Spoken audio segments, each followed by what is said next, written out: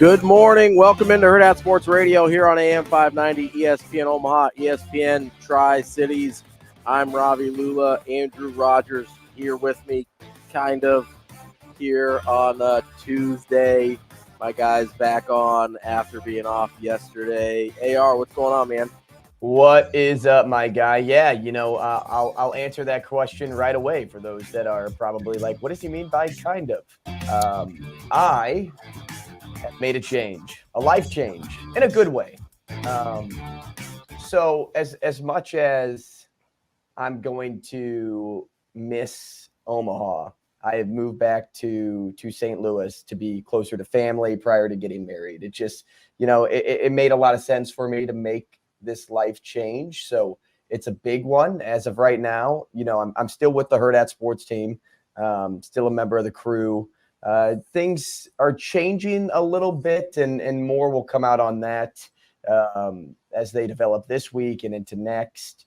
But yeah, it's funny because I was in Gatlinburg over the summer, and it was a big family trip. We had this nice log cabin, and I was sitting on a swing with Ashley, and I'm like, I miss this. Mm-hmm. I miss being around my people.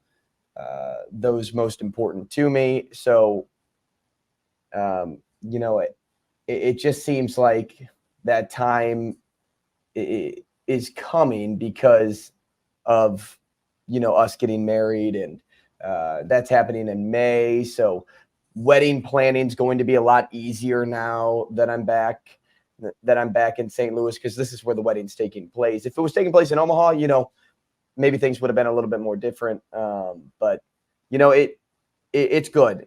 I'm really happy about the change. I'm excited for what's to come. And I'm really curious about how things will develop on the social side of things with Hurrdat, and how we can kind of tackle those things. But dude, I'll miss you. I'm missing you. I can't. I'm sitting next to nobody right now, and I'm like, man, normally I can poke fun at Ravi. He's wearing the Ted Lasso shirt today. I could have really admired that in person. But no, things are good. Yeah, well, yeah, we wanted to. If you're listening over the radio, obviously you can't see us, so you can't tell that we're in different locations here. But we wanted to make sure we told everybody what was going on with Andrew going back to St. Louis. So he'll be remote for the week, and then we'll talk on Friday about what's next. But definitely still part of the Hurrdat Sports team, and I think it could be really cool, right? Because right now, obviously we're very Nebraska centered and Omaha centered on kind of what we do and what we cover. And having you in St. Louis, I think, is a really kind of exciting opportunity to reach more into the regional and professional sports side of things, where I think Hurrdat can expand and be even bigger in the next year. So, yeah, we'll have more details on Friday as for what's next on the radio show. But Andrew will be all over the Hurrdat socials still, and you'll still see plenty of our guy AR, even if it's not in the same format. But he'll be remote with me for the rest of the week, and we'll fill you in on the rest on Friday. But I know you were driving back this weekend, right? Yeah. And it's kind of funny because I believe today is moving day for Major League Baseball. They send all the stuff down today and tomorrow. I think most of the teams are sending their giant semi tractor trailer deals. You got that right. Down to either Arizona or Florida.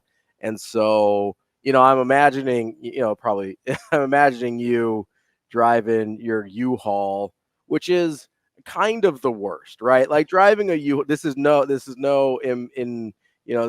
against the moving truck industry, right? But if you're used to driving a normal car or SUV or whatever, driving a U-Haul is like trying to speak Portuguese. It's like a whole other thing.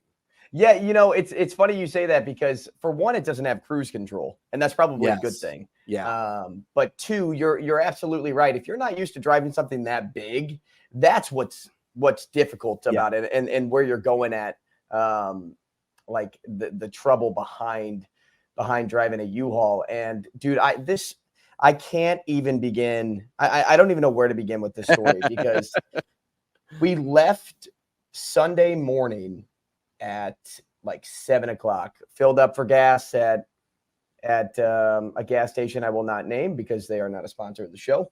And we hit the highway, and we're about a little over an hour in, like 8 miles from Rockport if you're going to Kansas City. So those that remember the drive on 29, where the big red building that says fireworks on it, that's where we were close, or at least close to going.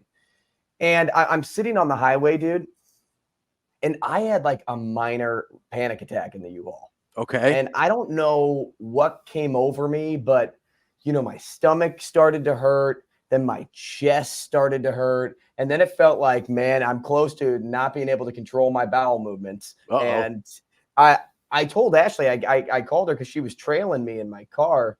I'm like, I have to pull over. Like, I just have to like calm myself down. And I don't have anxiety. Doesn't mean that people don't get anxiety in moments. I'm just not like diagnosed where I have medication and things like that.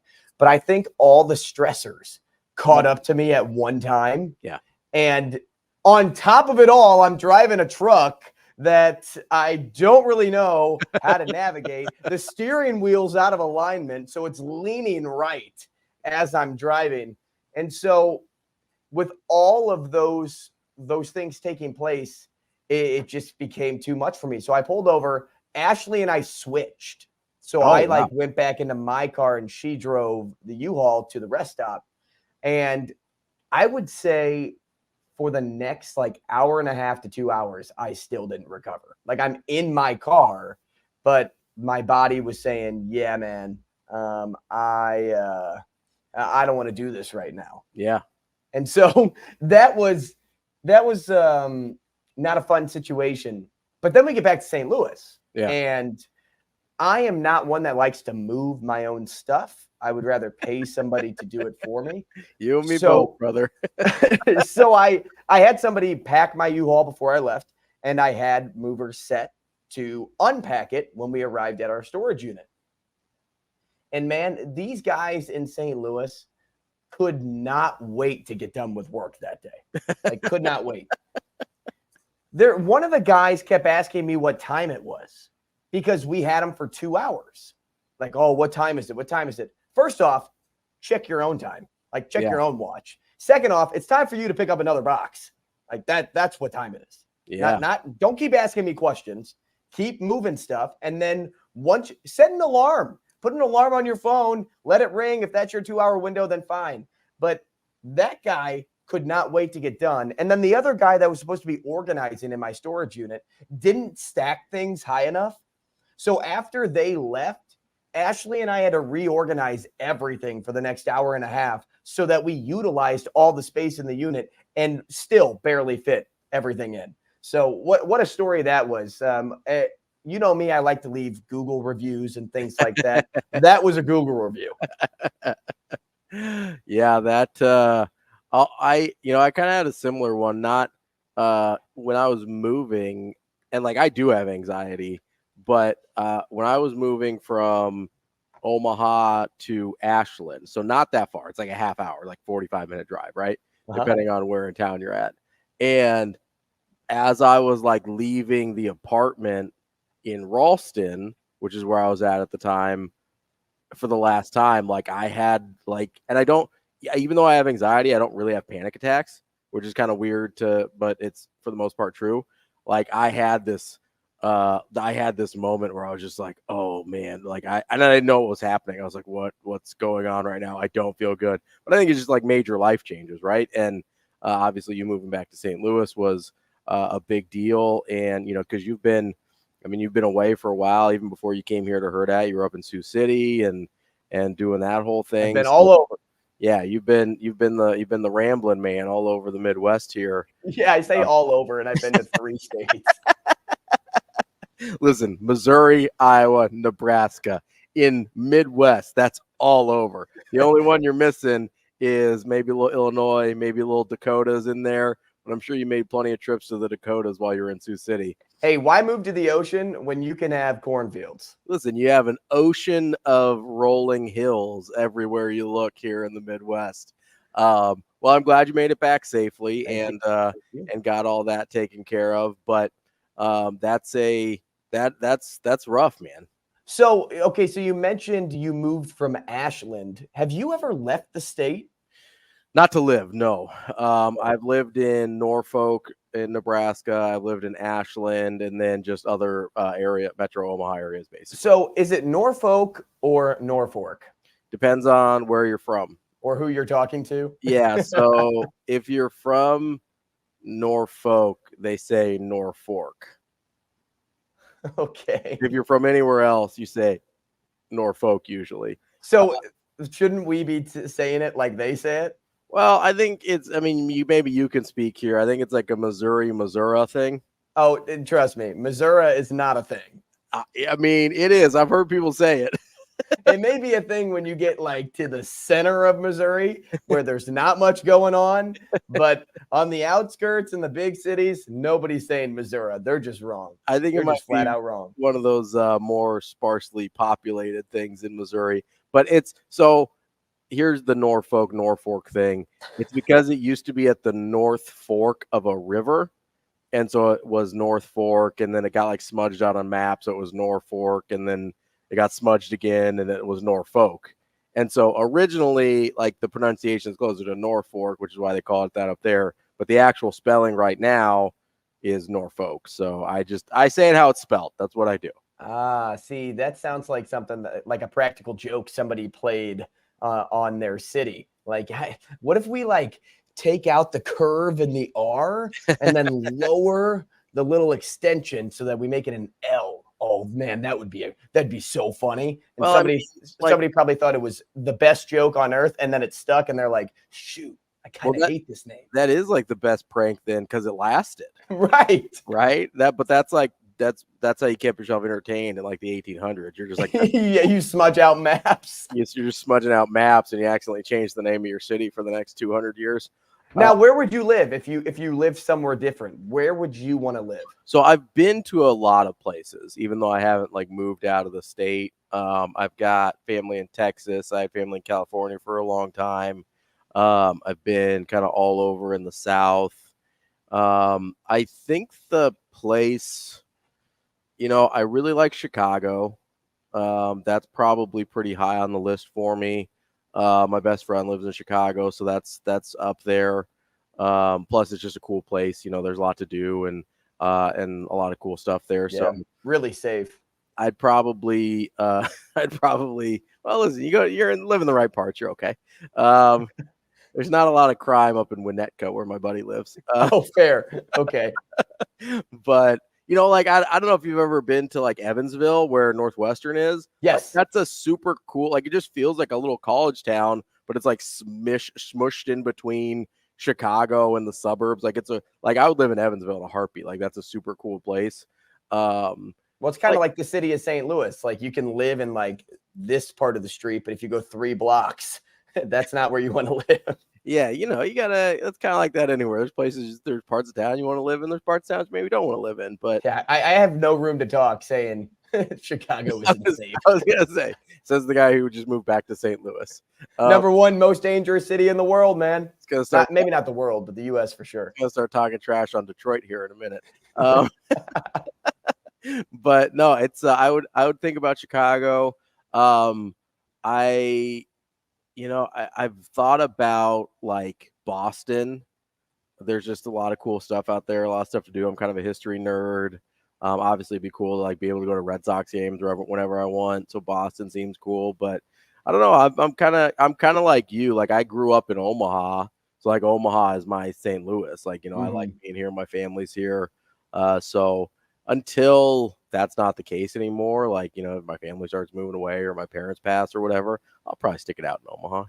I like it. If I could live anywhere else, it'd probably be Omaha. That's right. It's pretty cool up here. People, it's a good place to live. I understand. People underestimate Omaha. I understand it might not have the most things to do in the world, but we're working on it. We got like our supernovas out here. We got more stuff to do.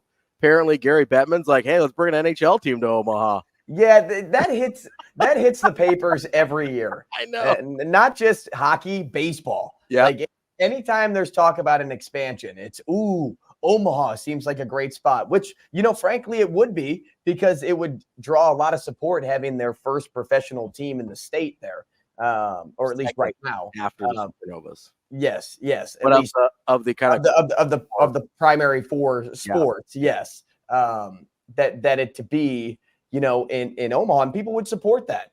It just never will happen because the market just isn't big enough for those TV conglomerates. Yeah, and that's kind of the problem is like, right, it's not that Omaha itself isn't big enough, it's that there's nothing else really around it, right? Like a lot of these TV markets have like several major cities kind of within the market itself, and it's pretty much just like Omaha and Lincoln. You might be able to rope Des Moines in there a little bit, but that's about it. You're not getting a ton of eyeballs in the 100-mile radius. But I also do think it's kind of funny, like you mentioned, the NHL gets brought up every year. For a long time before we had Union Omaha, like MLS would get brought up. Obviously, we've got the Supernovas, which is probably the best fit, frankly, in terms of professional franchise because of where this city's passions kind of lie. But I don't know if Omaha would work for like Major League Baseball. Like that's one where I'm always like, Nebraskans love the College World Series. We really kind of adopt that. I don't know if they'd go to 81 baseball games a year and those kind of numbers.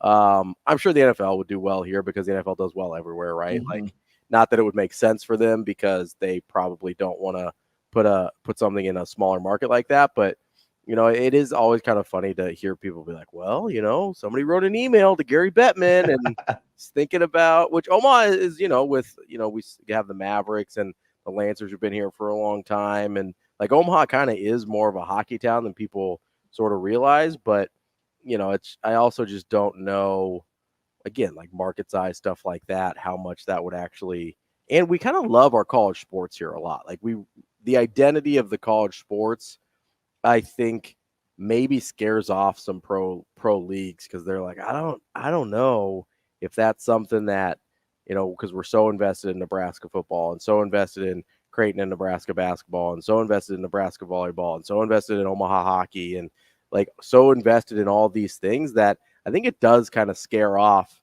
some of the bigger draws in terms of professional sports because the commitment to that, I think they're afraid like, oh, we're not pulling people away from Nebraska football, and they're probably right.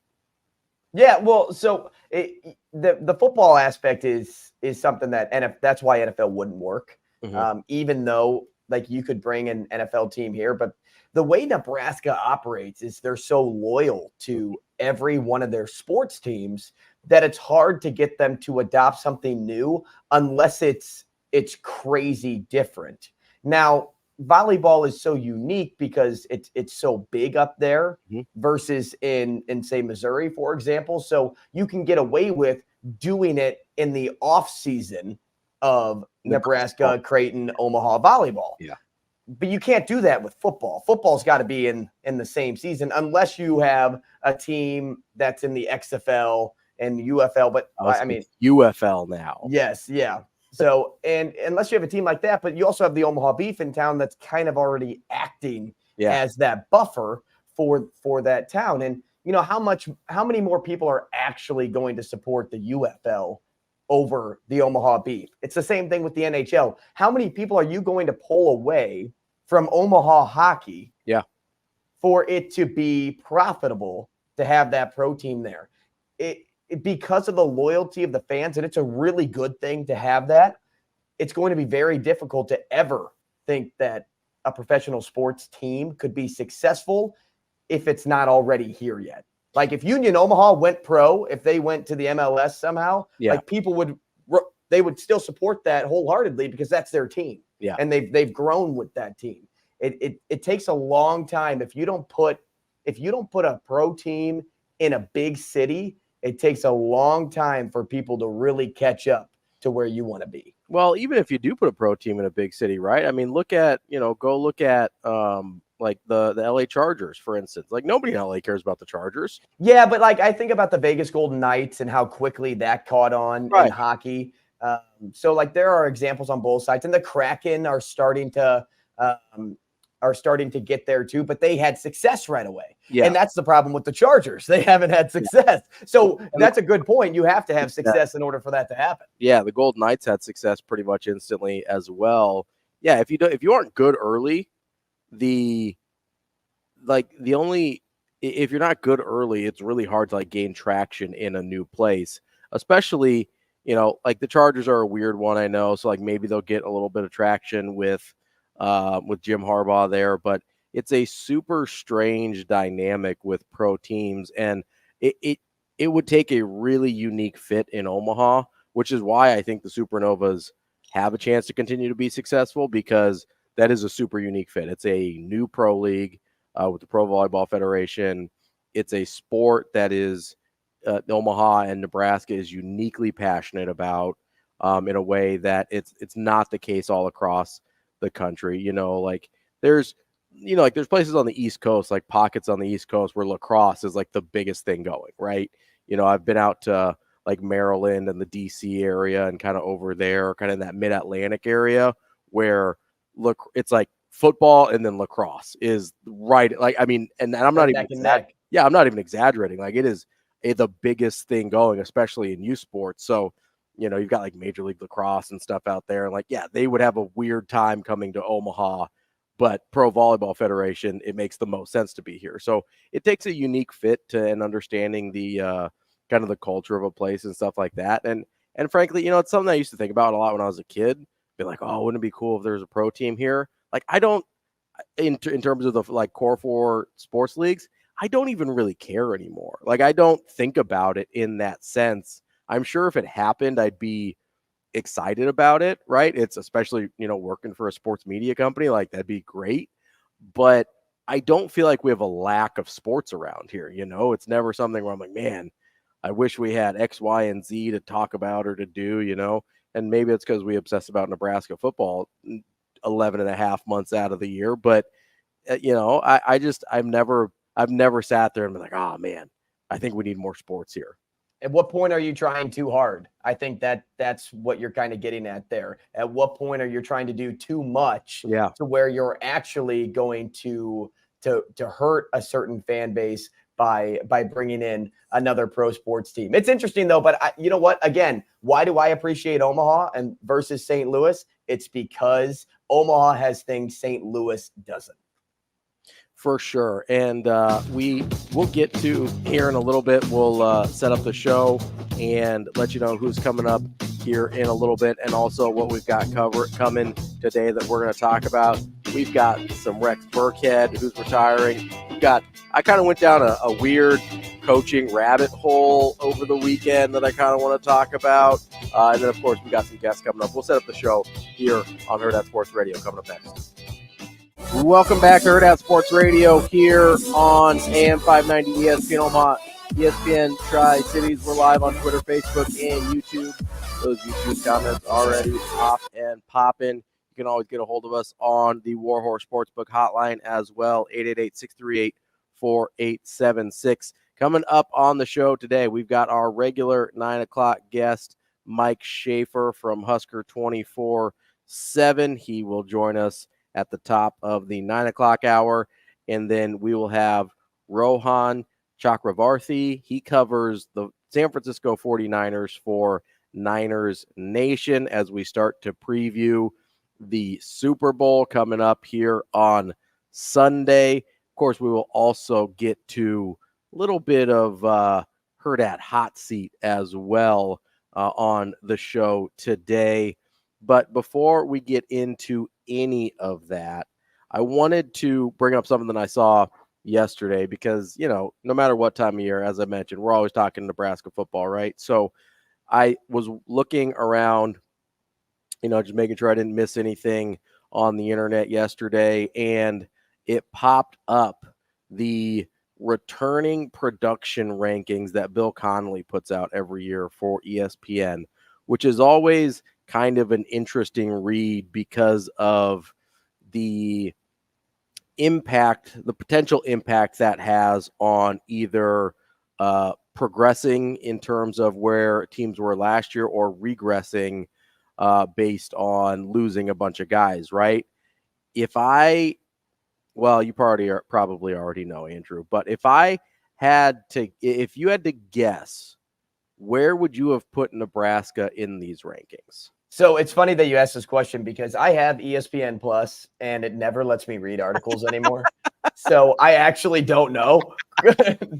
Normally I would know, but when I was looking it up, I'm like, oh yeah, that's right. I can't see this because ESPN just chooses not to let me read articles anymore. If I had to guess based off of returning production where Nebraska is defensively, I think it gives them a huge kick up the list.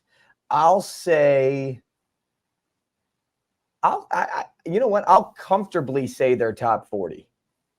Oh, they are comfortably top 40. That is true. So I'll say, well, if you gave me just like a nice little jolt there to go even higher than the 32 I was going to mention, I'll say I'll go up 10 spots. I'll say 22. They are third. Wow. In the country. Virginia Tech, Iowa State are 1 and 2 with, he does a formula. So it's not like it's not strictly like, hey, you return X number of your passing yards from last year or whatever. So it's a little bit non-linear, but the number for Nebraska is third. Virginia Tech is at 86% returning production. Iowa State is at 85, and then Nebraska and Oklahoma State are both at 77 each. So there's a little bit of a cliff there after 1 and 2, but there's a ton of people kind of in that mid to high 70s range. There's about 10 teams between 73 and 77%, but Nebraska is third on that list. We haven't seen a lot of attrition. No, in the Matt Rhule era, and that's not even just from last year when he took over the team. There wasn't a ton, and this year especially there wasn't. So a number like that, it seems shocking to hear, but as you kind of explain the numbers and compare it everywhere else, and I'm so unfamiliar with how other teams are operating because I'm so heavy focused on Nebraska. It makes sense. And it's funny that you bring up that sort of attrition because I was talking to TK this morning and he was bringing up the offensive line, which, I mean, if that doesn't come as a shock to anybody that TK's bringing up. And he's calling his shot saying Turner Corcoran is going to transfer after the spring to maximize his NIL value elsewhere. And I'm like, okay, so what makes you think that? And he kind of broke down what he thinks the offensive line will look like with Prohaska healthy, thinks he's more talented. You have Ben Hart and Scott and Mazuka now. You have Evans Jenkins, who he thinks going to fill out the line. There's backups with younger guys. But, he thinks that you're going to start seeing a little bit of attrition there. And I'm wondering what you think, not just with the offensive line, but with a lot of new faces coming into the program. A lot. And some good work in the transfer portal as well. In the spring, do you expect a lot of attrition? No, I don't. And that's kind of why I wanted to bring this up, right? We've brought this up a lot in terms of people just want to stay here. People want to be part of what Nebraska's doing. People want to be a part of what Matt Rhule's putting together there in Lincoln. And I think these numbers reflect that. Not only have they retained pretty much everyone they could retain from last year that was productive in any kind of way, but they've also added people that were productive other places, which does get factored into this a little bit. If you were productive at a Division I level prior to that, you get like a percentage on, and that's why I said the formulas, it's too much math for me, but it all gets worked out in there, right? So like a Mazuka, I think, does count towards Nebraska's returning production. Jamal Banks counts towards Nebraska's returning production. Those are probably the two biggest in terms of actual production last year. Dowdell didn't put up a ton of numbers last year. Nair didn't put up a ton of numbers last year. I think I do not expect anyone of note in terms of guys that have produced already at Nebraska to leave. I think if you see guys that leave, it'll be guys that have been in the program a couple years that are kind of staring at the depth chart and seeing younger guys ahead of them and being like, I don't really see a path forward here. Or maybe some older guys that have been here for a while that are like, I haven't really played a ton. I'd like to get a chance to maybe play a lot in my last year or so. That's kind of what I expect to see. I'd be shocked if Corcoran ends up in the portal. I think he's going to start next year still. I think he's going to start at guard, though. I think he's going to move back inside to guard. The guy that I think gets quote-unquote left out in that scenario, and he's not really left out because he's so young, is Justin Evans-Jenkins. But I think he's also going to be the primary backup at probably both guard and the center spots. So he's going to get a ton of playing time on the interior of that offensive line. I think they want to rotate guys in there a little bit more to stay fresh. So I think it will be a situation where even guys that aren't starters and getting starter reps are still going to play enough that they're, especially the young guys, aren't really thinking about transferring. Justin Evans-Jenkins knows that he is the future at that center spot. I think they would have been okay there if Ben Scott had moved on, but Ben Scott decided to come back, which again is that retention that we keep talking about. I don't expect anyone to move on from not just the offensive line of note. I don't expect anyone that impacted the team last year in a major way to move on in the spring. I just don't. I think, honestly, probably the biggest impact transfer we're looking at right now is Chubba Purdy, the guy that already left, because he would have been nice depth in that room. I don't know if we'll see a whole bunch of leaving of attrition like we're talking about, but I would say, going back on your point on the O-line, that I wonder if you'd be doing JEJ a disservice by not having him in the starting lineup next season, based on how much production you saw out of him last year. I know, young guys like that, they see some playing time, but then, when other guys get healthy, they kind of come back down to their original spot. But with all the work that he's been putting in, not just last season, but in the off season, yeah, I almost wonder if he'd be taking a quote unquote step back, or maybe you're holding him back when he could be in the lineup and productive right away once again. If I put everybody on paper, we could put their strengths and weaknesses and then probably fill out what we think the offensive line should look like at the end of the day. But I think JEJ should be a starter based on what we saw from him last season, even if it's not in that center spot right away. Yeah, I mean, I think he's good enough to be a starter. I just don't know if he will be in terms of just what the line currently looks like. I know TK says he doesn't think Corcoran's good enough to beat out Mazuka. I don't think he has to beat out Mazuka. I think he's beaten out Justin Evans-Jenkins, because Mazuka's going to be a starter. I think I have no doubt that Mazuka's going to be a starter. I actually think Corcoran's better than we get him credit for, because we saw him play so much tackle, and that's not a good fit for him. He needs to be a guard. And so a lot of what we judge Corcoran on is what we saw at the tackle spot, which he has struggled, right? He's not athletic enough to be a tackle. He doesn't move well enough to be a tackle.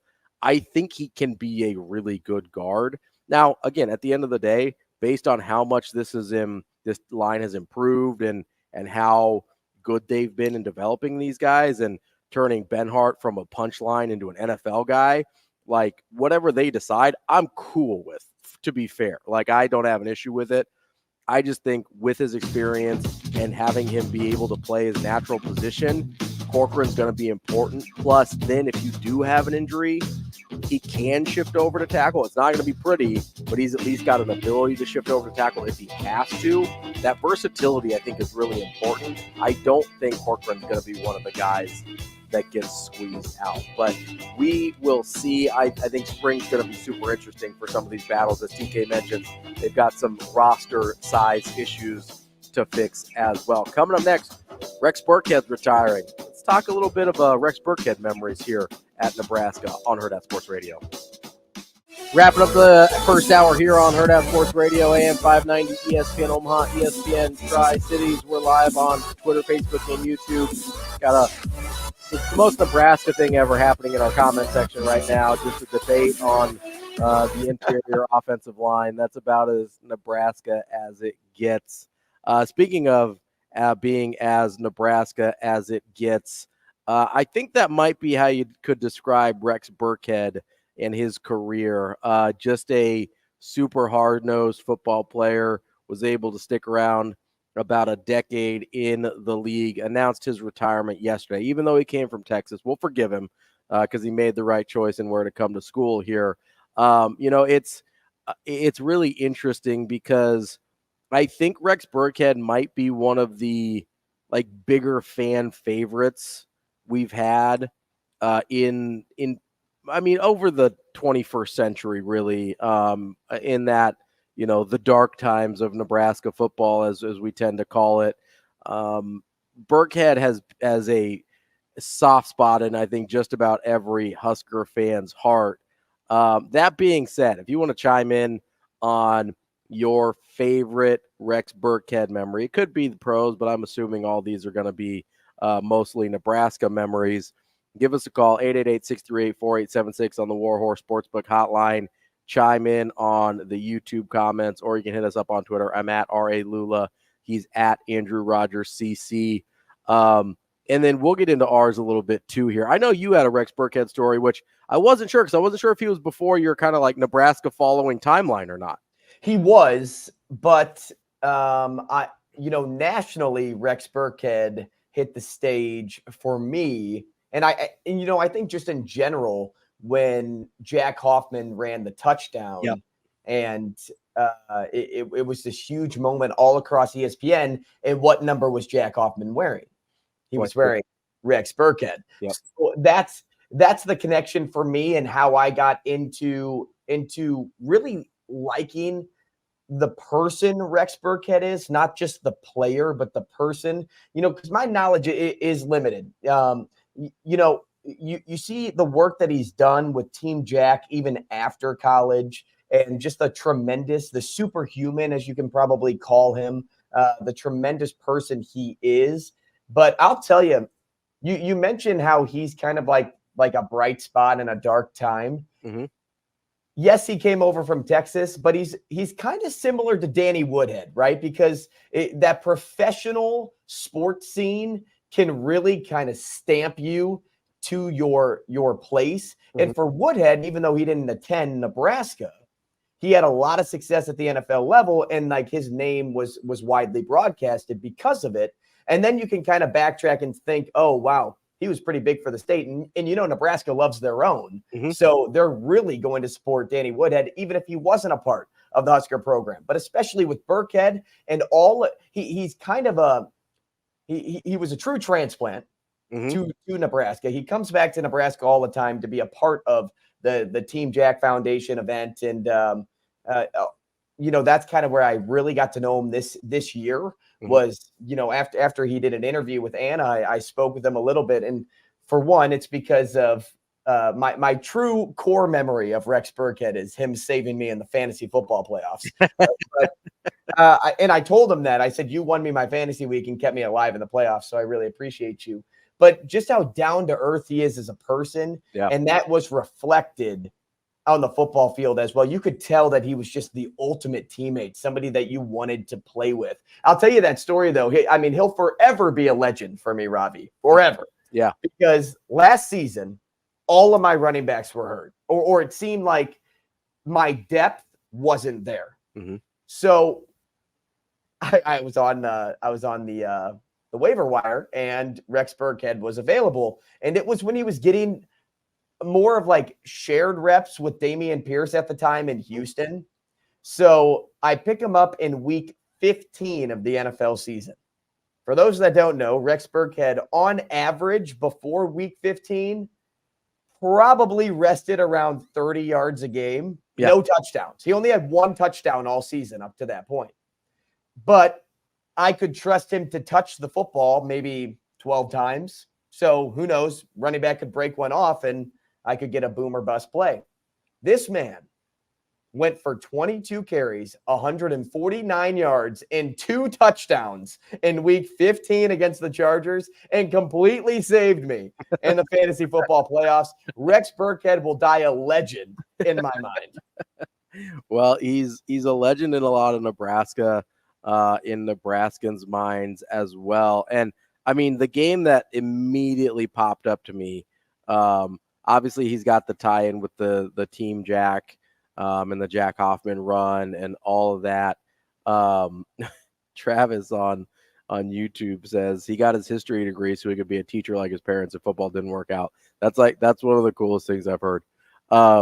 He I think part of the reason we've sort of adopted him so much here in Nebraska is he sort of reminds me, and I haven't really had any interactions with Rex personally, but he reminds me of a person that isn't really from here, but embodies the things we care about, right? Like I think you could create a Nebraska fans prototypical, like what they want out of a running back in a lab, and you'd get something pretty close to Rex Burkhead in terms of just like hard nose, never goes down with the first hit, just constantly like churning and getting extra yards and all of that stuff.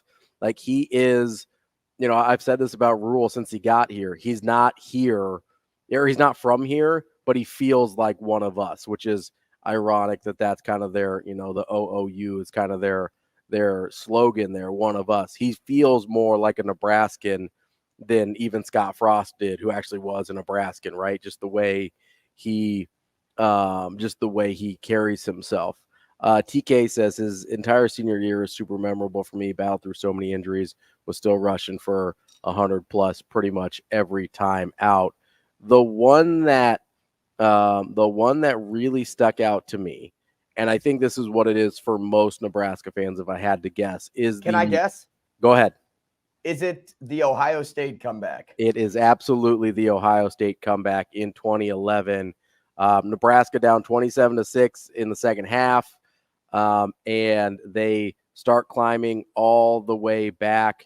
Our guy, Sexy Rexy, had the tying touchdown. And this is if you want to talk about the exact moment that jumps into my mind with Rex Burkhead, it is the swing pass from Taylor Martinez. And then he does this jump cut.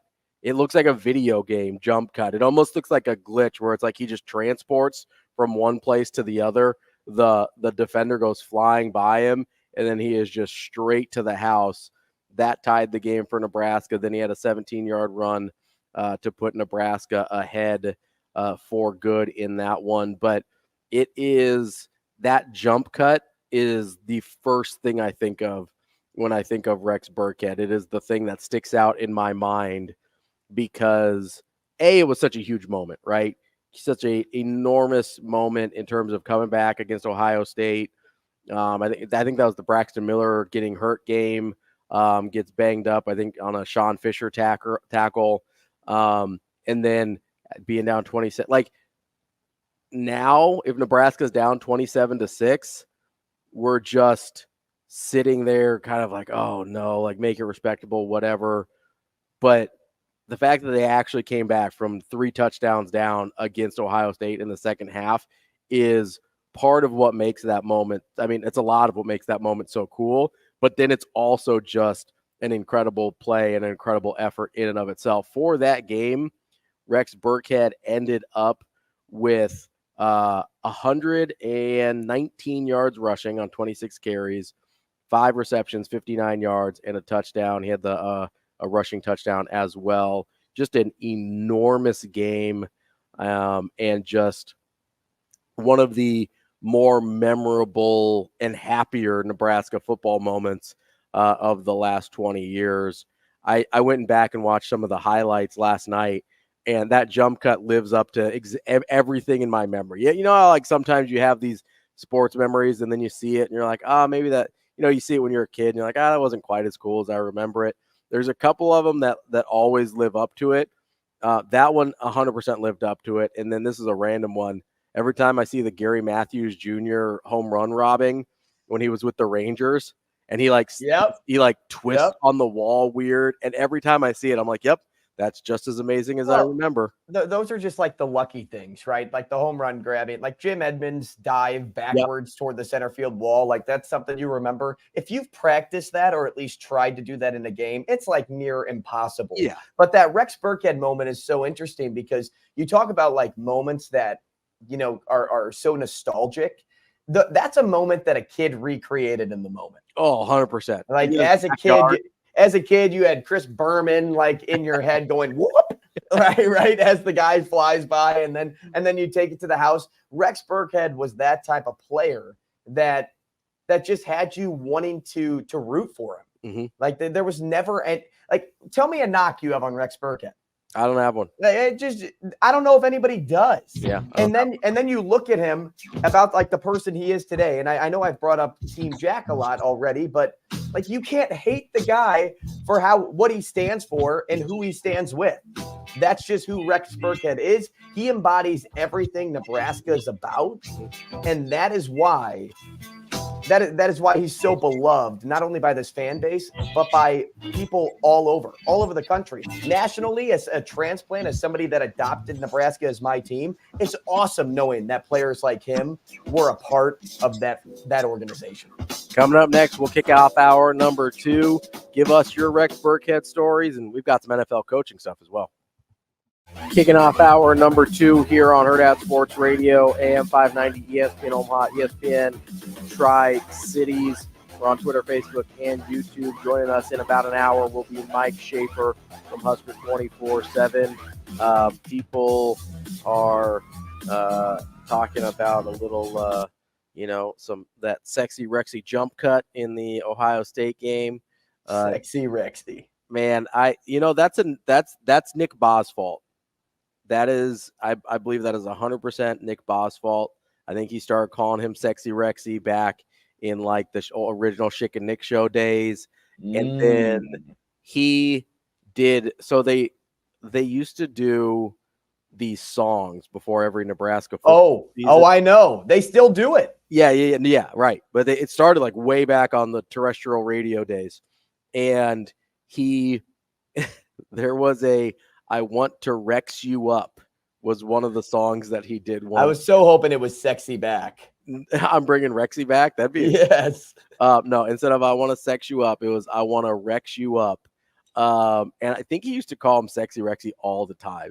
People nationally called Rex Burkhead Sexy Rexy. Now, maybe Nick Ba was a true pioneer in that movement. It's true. But I know I've called him Sexy Rexy before, and now maybe that's just a play on words because I'm an immature, teenager at the time.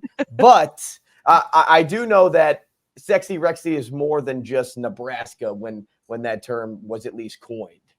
That's fair. But that's who I blame for my every time I say his name in my head, I have to fight the urge to call him Sexy Rexy. So no, don't let it fly, man. Let it fly. You're a J. Let it fly. I blame that directly on Nick Ba. Drunk Monk says he's always been a running back guy. He says Emmett Johnson reminds him a little bit as Burkhead as a freshman, not all overly blown away by their ability, but you can definitely see something there. He also says being mature is overrated, AR. So it absolutely is overrated. Life is fun when you're immature. It's true. It is a little bit more fun there. So yeah, if you've got you want to throw some Sexy Rexy favorite memories your way or our way, you can do that.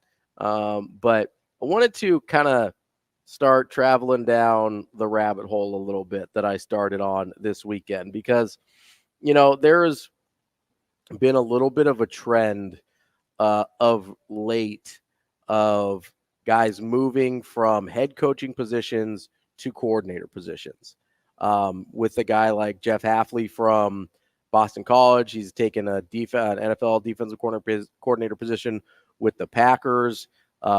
Chip Kelly apparently has been openly searching for an NFL OC job. And listen, I could sort of understand it at Boston College, right? Not a great job necessarily, tough to win there long-term and win big. So I kind of get it there. Maybe he wants to be in the NFL. I don't know that Chip Kelly is going to get another NFL head coaching job, so I don't think it's that for him. He got at least 2 opportunities. He went in the Eagles and the Niners, was just with the 49ers for a year there. But I don't know that he's, especially at his age, I don't know that he's getting another shot as an NFL head coach, but he's still kind of, I mean, he interviewed, I think, twice with the Raiders. He interviewed with the Commanders. It seems like the Raiders may revisit him now that the deal with Cliff Kingsbury fell apart. But it kind of got me wondering about 2 things separately. And so I actually diverged into 2 different rabbit holes here that I tried to chase at the same time, which is difficult because I'm not that flexible. But the one we'll start with is there's, I want to say, at least 4 now fairly high profile guys. And I'll name them off here. Looking that either went to from being a head coach to a coordinator or are actively looking. So you got Chip Kelly, who I mentioned, Jeff Hafley from BC, who I mentioned. Kane Womack was the head coach at South Alabama.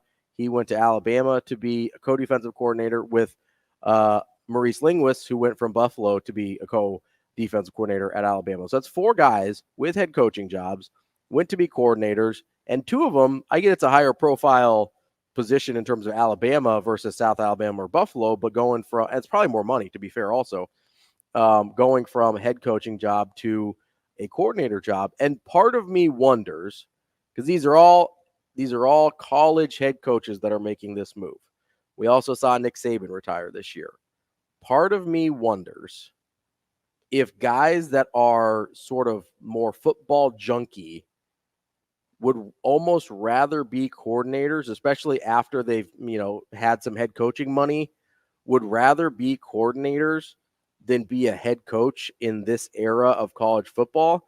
Because remember, we heard Matt Rhule say this one time. He goes, I used to be a pretty good football coach before I became a head coach. And that always is kind of rattled around in my head of like, yeah, you don't actually get to coach that much football as a head coach, especially in today's day and age, right? You've got way too much going on, especially if you're at if you're at a power program. You don't get to coach that much football. A lot of the job is all the other stuff, right? Whether it's recruiting, figuring out, like, you're setting the culture, you're doing a lot of stuff that is not on field stuff. And there's a part of me that just wonders if we might see this more of guys being like, hey, if I go to a big time place, whether it's the NFL or in Alabama or somewhere like that, I can make 7 figures as a coordinator. Like, do I really want to be a head coach? I kind of like actually coaching football. So I'm happy that you clarified about if you've already had the taste of head coaching money to transition, because last week we had talked about something similar to, why going and becoming an OC or staying an OC is fine as long as you're getting, X and Y dollars that you're looking for. Mm-hmm. And you were like, well, you're trying to chase being that head coach, but and I was like, oh man, I'm ready to go get Ravi now. I'm ready to get him. And then he clarified, and I'm like, man, now I gotta kind of like ride the wave that Ravi's on. But no, it is interesting because the way I look at the Chip Kelly situation, for one, he was checked out from the moment UCLA said they were going to fire him. That's a weird spot for him, or just in general, it's a very strange situation. And then you say, no, we're going to keep Chip Kelly as we transition. And I kind of thought, well, for one, before Chip Kelly was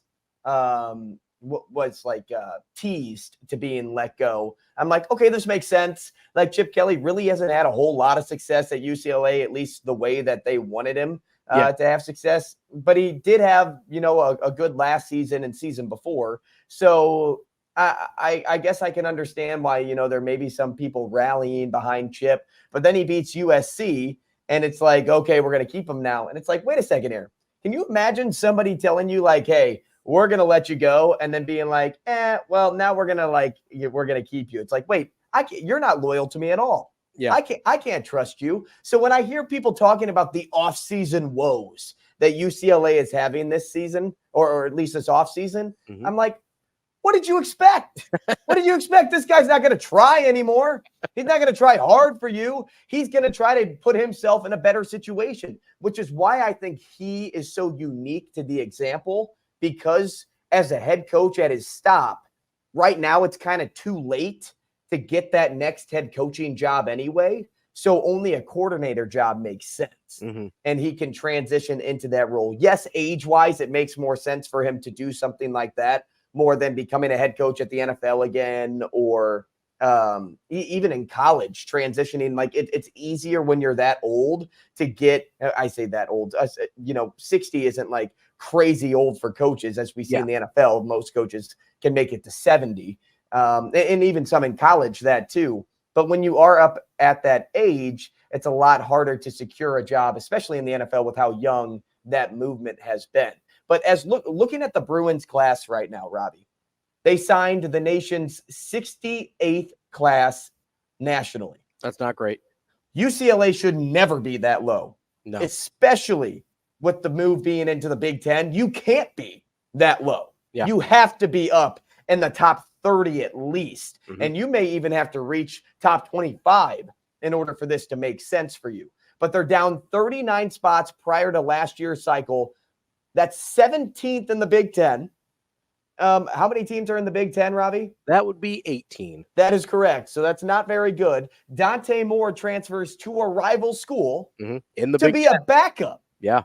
To be a backup next year. Yeah. He transfers to a rival school so he doesn't lose any eligibility. And they lost not only a coach to USC to be the defensive coordinator, but they lost two of their top returning defensive players because that guy went to USC. So UCLA is in a really tough spot, but Chip Kelly's not really a desirable name either. And it's kind of like the lesser of two evils. Do you keep Chip Kelly because he's the best we've got right now, or the best available out there?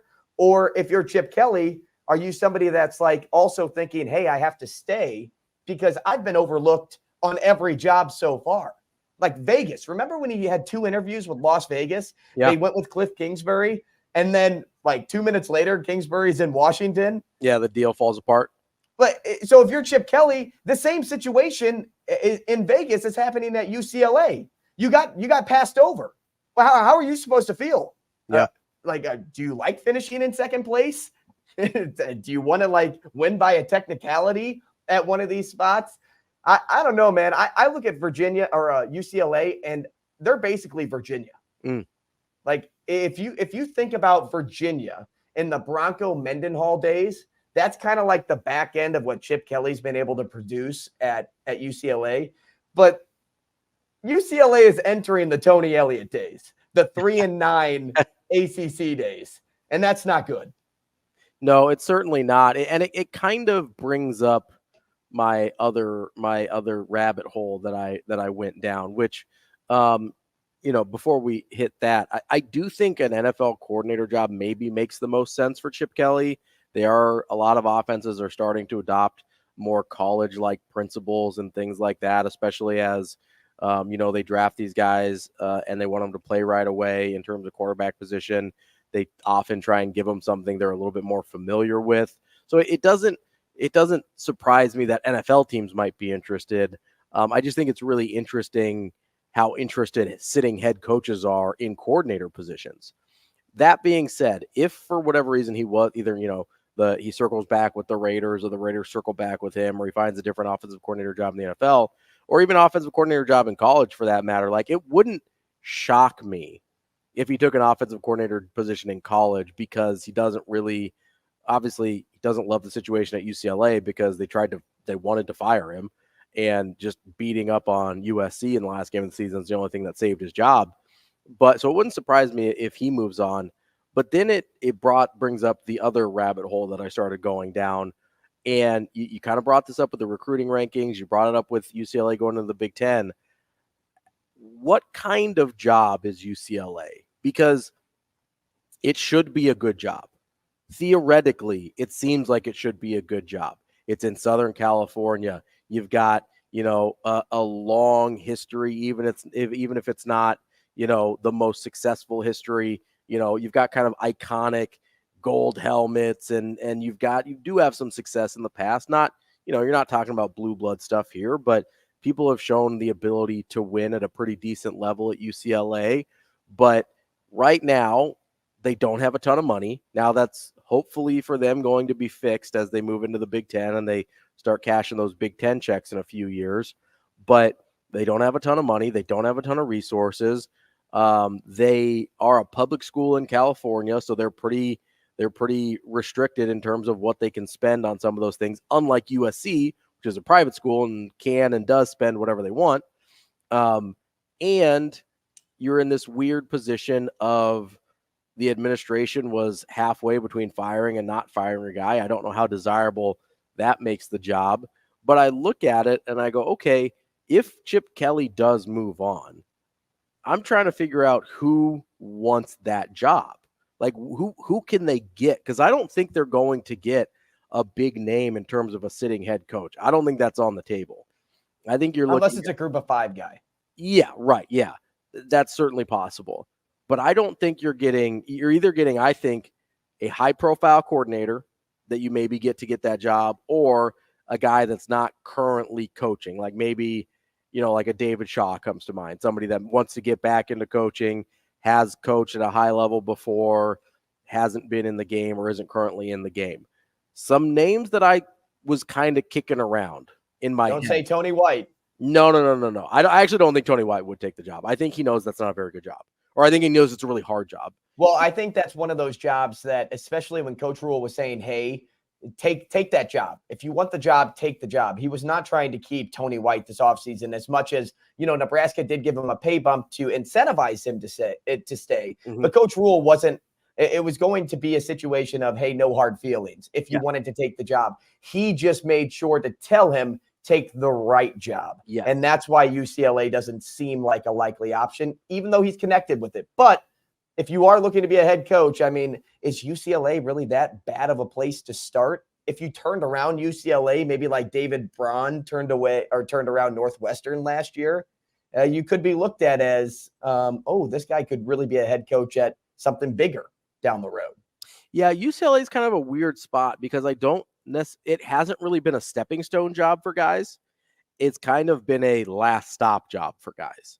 So that's a good point. And I don't know if it's because of how they've hired but if you go back into, kind of the late 90s, early 2000s, even like Carl Durrell was kind of an up and comer. He had a little bit of success at UCLA. And then basically after like a 1-year stint in Colorado, or second stint in Colorado, basically was never heard from as a head coach again. There's these, but for the most part, they've gone with sort of a older head coach, and we saw that again with Chip Kelly. That's why I think you look maybe young this time around if they're looking at a head coach. I look at some sitting offensive coordinators at high-profile places that I think actually could be really interesting fits, and also guys that could help them transition into the Big Ten, because I don't know they're at a real good spot right now coming into the Big Ten. You mentioned the recruiting ranking being 17th out of 18 Big Ten teams. Like, I think they need a little help with that transition. So I was trying to come up with some names of guys that I thought, okay, this sort of makes sense. Now, the biggest coordinator name kind of on the market right now is Ryan Grubb. I thought he should have been offered the Washington job. They didn't want to go that direction. They went with Jed Fish, which I do think is a good hire, but he follows Kalen DeBoer down to Alabama. I still think there could be some interest in him as a head coach. I don't know stylistically if he fits the Big Ten, but he did put together an incredible offensive line as part of his unit there in Washington. They won the award for best offensive line in the country last year. So he's got the ability to put some pieces together in a way that I think would work in the Big Ten. So that's one guy I thought of. Another guy I thought of, currently in the Big Ten as a coordinator, has been in the Big Ten before as a head coach, and would kind of fit more of the older guy vibe that UCLA has been attracted to recently. Bill O'Brien is an interesting name for that job. He's got the Penn State experience. He's got NFL head coaching experience, just got hired as the Ohio State offensive coordinator. Stylistically, I think he makes sense for what UCLA would need coming into the Big Ten. He showed at Penn State that he could recruit at a pretty high level. He's an interesting name to me, and kind of fits the best of both worlds for UCLA in the sense that he has Big Ten experience, has head coaching experience, but is a current coordinator, so they don't have to try and pluck him away from a head coaching job. And then the guy that I think is the most interesting is also probably the guy I think is the least likely to get it on this list, and that's Alex Atkins at Florida State. Now, the reason I say he's the least likely is because he currently has a 2-year show cause penalty from the NCAA for that weird NIL violation that I didn't even know those existed. Apparently, he drove a recruit to an NIL meeting, which is, I guess, illegal for facilitating whatever. I don't know. But he's got a 2-year show cause penalty. So it actually would be really, really hard to hire him. But he came up as an offensive line coach. He completely remade a Florida State offensive line that was terrible. He's been the offensive coordinator there for the last couple years, has been a key part of their turnaround. If you're looking for an up-and-comer and you want to be ready to play physical Big Ten football, like Alex Atkins is your guy. You know, it's funny. You brought up some good names on that list. I still can't get behind Bill O'Brien ever. I know you hate Bill O'Brien, and I know, like, if you look back at Bill O'Brien, like, he had some good years in Houston, and it's when he became a GM that I can't ever forget the bad years of Bill O'Brien. He was better than you think. That's all. I'm not blocking out the bad either, Ravi. I'm not blocking out the bad years. Beside that, though, I thought, Liam Cohen could have been a good one, who was Kentucky's OC before he became the OC of the Bucks. I thought for sure that was a name that, man, if you're looking for the next head coach, somebody that's really done a nice job has been Liam at Kentucky with Will Levis. Mm-hmm. He did it last year with the name that's slipping my mind that they got in the transfer portal, Devin Leary. Thank you, Andrew, for getting there. But they did a nice job of recreating that offense after Levis left. Now, Kentucky didn't end the season probably the way they wanted to, but they still stayed relevant all season long. There's some names out there, but again, it almost seems too late. All of these guys are kind of like set up well with where they're at. Mm-hmm. Bill O'Brien, he's at Ohio State. Like, yes, being a head coach again may be, in his cards or what he wants to do. But can you imagine like leaving the position that he's in, being the top team in the Big Ten, going to the second worst team in the Big Ten, at least how it's looked on paper in terms of recruiting rankings? Maybe UCLA isn't actually looked at like that. They could be better than Rutgers still. They're probably better than Indiana and, teams like that, but they're still in the bottom half of the Big Ten rankings if we were making predictions today. So it almost seems UCLA is just way too late to the party, and their best bet is to keep Chip Kelly, whether they like it or not. And Chip Kelly's best bet is to stay, whether he likes it or not. And then after this one season, it's okay. Now we tried it. We know it doesn't work. Neither one of us wants to be where we are today in the position that we're in. So we are going to make this mutual, and we're just going to part ways. That's the only thing that makes sense to me right now. Are there people out there that they could go after? Sure, but other teams beat you to the punch. You look at, oh man, Colorado's offensive coordinator last year, Sean Lewis, right? Kent State guy, really bright offensive mind. Now he's at San Diego State. Can you pluck a Sean Lewis after getting to San Diego State? Well, maybe, but how weird would that be for him to take that head coaching job and then just take another head coaching job? Like, it's like, no, like he's probably starting to establish himself at SDSU right now. So there's just guys out there that it's like, well, you're running out of time. That's basically what this is. UCLA ran out of time. They should have made a move they should have made a change in November if they wanted to make a change. Yeah, I mean, they should have made a change when they originally said they wanted to. I just still wonder if Chip Kelly's going to force their hand. Is I still wonder if Chip Kelly might force their hand by taking a different job. And that could be it. That could be the, like I said, the fire that is lit underneath UCLA to make that change. And then I think you have to take a corner at that spot because the sitting head coaches probably aren't moving. Coming up next, we're going to get to a little Hurrdat hot seat here on Hurrdat Sports Radio, AM 590 ESPN Omaha, ESPN Tri-Cities. We're halfway through the show here on Hurrdat Sports Radio, AM 590 ESPN Omaha, ESPN Tri-Cities. We're also on Twitter, Facebook, and YouTube. Danielle chimes in regarding our UCLA job conversation. Brian Ferentz is still available. Oh, do we have AR? Is he on mute? What's happening here? Here I am. There we go. Yes. So yeah. Sorry about that. Normally I unmute it and then I got excited when you said Brian Ferentz, so I spoke too soon. Brian Ferentz is still out there. You're right, Danielle. Roger, I think jokingly says Pete Carroll. Although that would be very ironic and pretty funny as well. It would be no, but there's, so you mentioned the Sean Lewis of it all, and it got the wheels turning. I was like, I think that happened a very similar situation, and it did. Manny Diaz in 2018 took he was the Miami D coordinator. He took the Temple head coaching job on December 13th, 2018, and then Mark Richt retired 17 days later at Miami as their head coach, and then Manny Diaz was introduced as the new Miami head coach on January 2nd. So he was at Temple for all of 3 weeks. Not to say that's going to happen with Sean Lewis, but I was like, it's a super weird situation, but I was like, I'm almost positive that happened before.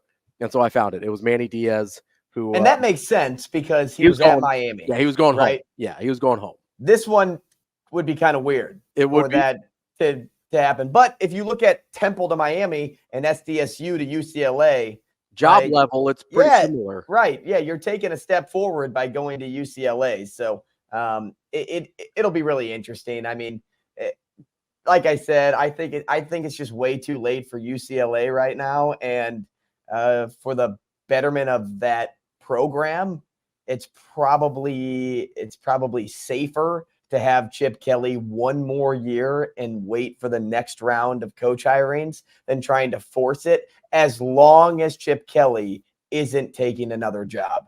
Like, if you are forced to hire somebody, then you're forced to hire somebody. Yeah. But if Chip Kelly is still there and he doesn't have anything better, you keep him for one more year. Yeah, I think it's just a super interesting situation that, like I said, I just found myself diving into this rabbit hole of who could. I'm going to start calling you Alice. You just like jumping down rabbit holes. Just Alice in Wonderland over here. Wanted to get to some Hurrdat hot seat here, though. Number one for me, I don't know if you saw this, but a couple days ago, Auburn's Johnny Broome Auburn was playing against Ole Miss at Ole Miss, and Morgan Freeman was sitting in the front row. Johnny Broome kind of stumbles into Morgan Freeman, not like backwards, so he doesn't see him. Morgan Freeman kind of grabs his jersey to like seemingly steady him and make sure he doesn't fall on him. And Johnny Broome, without looking, just kind of slaps his hand away because he thought it was just a regular Ole Miss fan grabbing his jersey. And then he turns and realizes it was Morgan Freeman and like goes back and apologizes and like shakes his hand and everything. It's all good, right? But in that moment, he said it was one of the most embarrassed things I've ever been in my life. I was so embarrassed I slapped away Morgan Freeman's hands. First of all, I was today years old when I learned out that Morgan Freeman was an Ole Miss super fan, which apparently he is. Grew up like an hour away from campus. So I guess he goes to Ole Miss games all the time, which I had no idea. This was the first I was hearing of it.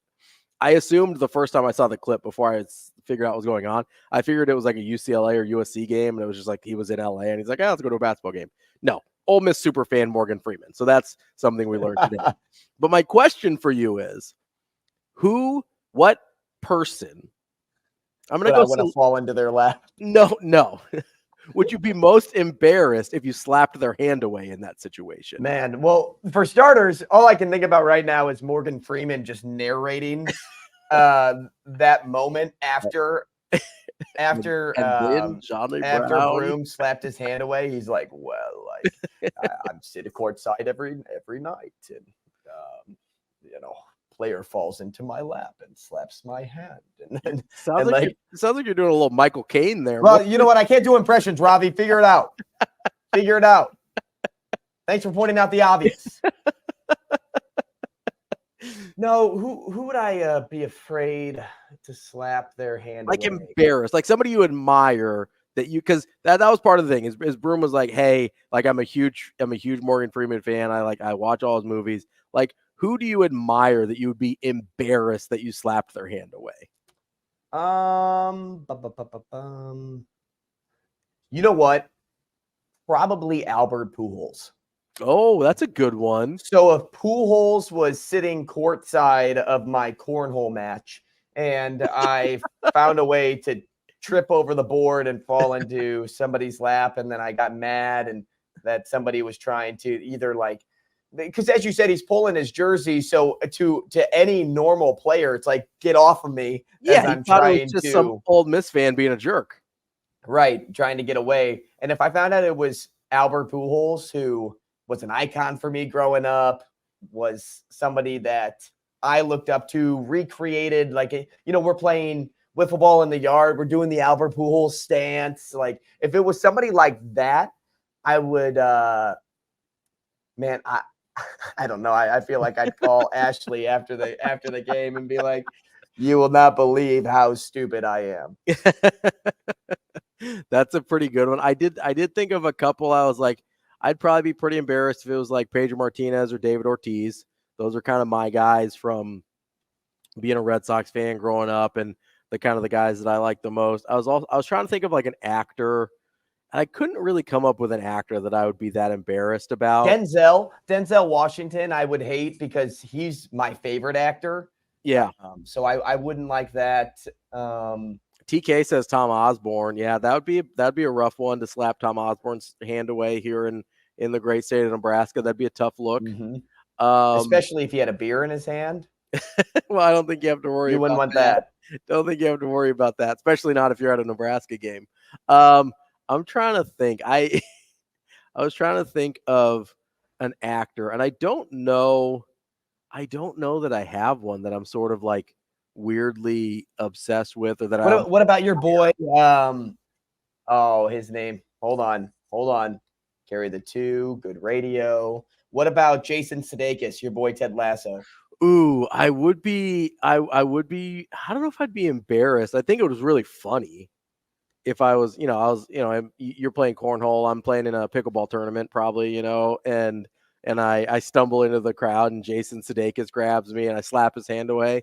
I'd probably just be like, "Oh, sorry, Coach Lasso, my bad." What about like The Rock? I feel like I'd be embarrassed if I did that to The Rock. I did think about The Rock, but I feel like he would take it so well that like it wouldn't be that big. Like he'd laugh it off. I don't know that it would be that big of a deal. I feel like it kind of has to be somebody older, right? Because that's part of like you have so much respect for Morgan Freeman because it's freaking Morgan Freeman, right? Like Robert De Niro, maybe. Ooh, De Niro's a good one. Man, I was trying to think. Oh, I got it. You got it? Tom Hanks. Oh, that would be embarrassing. It'd be embarrassing to slap away Tom because he's so nice. He is so nice. He's so nice. I'd be like, oh my God, Forrest, I'm so sorry. Forrest. You just start naming every character. Wilson. I probably would just scream Wilson as I ran back down the court. Tom Hanks is a good one. He's like everybody's like uncle. He's just kind of, he's the nice Tom Hanks. Keep the change. That's Tom Hanks is a good one. You've got about a minute and a half. You got one? Oh, a question. Oh, TK says Patrick Stewart. That's a good one. I'd be embarrassed. I'd be embarrassed about slapping Patrick Stewart. Man, I don't know if I want to rush this, but I can carry it over. I can set this up and we will carry it over. What is an inspiring quote or mantra that you live by? Oh, that's a tough one. Man, this isn't it, but First thing that popped into my mind was, if we die, we die. This isn't it, but it's finger licking good. Like, that's what I thought you were going to say. But Matt Rhule makes more sense. I was the amount of times that I think of the "if we die, we die" speech just randomly throughout the day. It's pretty aggressive. It's not Chernobyl levels yet in terms of living rent free in my head. What's Chernobyl? Just a mini series. That's more. Oh yeah, that's right. That's right. No, we will. That's a good one. I'll think about that during the break, and we will come back with a little bit more Hurrdat Hot Seat. We are here on AM 590 ESPN Omaha, ESPN Tri-Cities. Of course, as always, you can find us on Twitter, Facebook, and YouTube as well. That's Andrew Rogers. I'm Ravi Lulla. We will be back right after this. Welcome back. Wrapping up hour number 2 here on Hurrdat Sports Radio on AM 590 ESPN Omaha, ESPN Tri-Cities. We are also on Twitter, Facebook, and YouTube. We are in section number 2 of Hurrdat Hot Seat here. And Andrew, you asked a very good question before the break that we didn't get a chance to answer yet. Why don't you reset for me here? So the question I asked was an inspiring quote or mantra you live by, which was something I just expected to kind of like fill the 1 minute time. And then it turned into like a pretty good section or a pretty good question for the comment section. Yeah. And I'm like looking up and down and, Heath Banders says you miss 100% of the shots you don't take. And I'm like, wow, that's a good one. A good Wayne Gretzky, Michael Scott quote. Drunk Monk, did we just become best friends? Step Brothers, what a great movie. You get Rich Purcell, who said, my motto is it just KISS? Like, it's keep K-I-S-S? Keep it simple, stupid. So the acronym. Yep. And then This Too Shall Pass from the artist formerly known as KG Kids for Life, which I kind of dig that name. Yeah, we got some good responses there. I have several that kind of popped into my mind. I'm curious, do you have like one that you landed on? So one that I live by, and it's on my website, my broadcasting website, is things turn out best for those who make the best of the way things turn out. It seems like a mouthful, but it's essentially like keeping a positive attitude.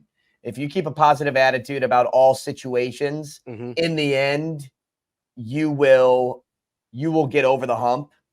And so that's why I live by that, because it's such a roller coaster of an industry sometimes. And most jobs are for people, but especially as a broadcaster, when you're trying to climb the ladder in so many different ways, and you're trying to kind of find your niche, it's important to make sure that you remember that, even when things are tough, even when things seem like they aren't going right, if you put yourself in the situation to guarantee yourself that you'll come out on the other side, that is something that it just sticks with me. And did I say it was a Jack Buck quote?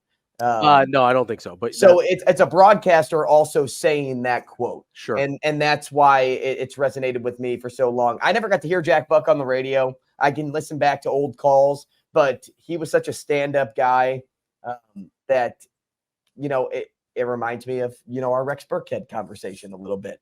And professionally, you admire him, and out of profession, you admire him. It's funny that you say he's a stand-up guy, because the immediate quote that comes to my mind with Jack Buck is, "Excuse me while I stand and applaud." Like that's the one that just sticks out of my head immediately there. TK said his motto, "Head down, keep working." Good one there from TK as well. So I had a couple that kind of, one of them is kind of a little bit more simple, and I don't know if I got it from somewhere or if it's just something I started telling myself. And that's, if you don't ask for something, you're never going to get what you want. And that was kind of just to me to like make sure I put myself out there. Like people can't give you the thing that you want if they don't know you want it, right? So whether that's a job that you want or an opportunity or whatever, you can't be afraid to ask for it, because otherwise, and this happened at when I was trying to get more and more into radio was, a kind of a program director came in at a place that I had a relationship with at the time. And I kind of reached out and I was like, hey, I'd kind of be interested in this opportunity, that opportunity. He's like, hey, thanks for reaching out. I had no idea you wanted to do more. And if you didn't put yourself out there, yeah, that conversation never would have been had. And it kind of made me sit back a little bit, because I assumed, because it was so obvious to me that I wanted to do more, that everyone knew. And so I'd ask myself, like, oh, why am I not getting more opportunities? Why am I not getting chances to do different things? And at the end of the day, at least in that situation, it's because nobody knew. I hadn't verbalized that that's what I actually wanted.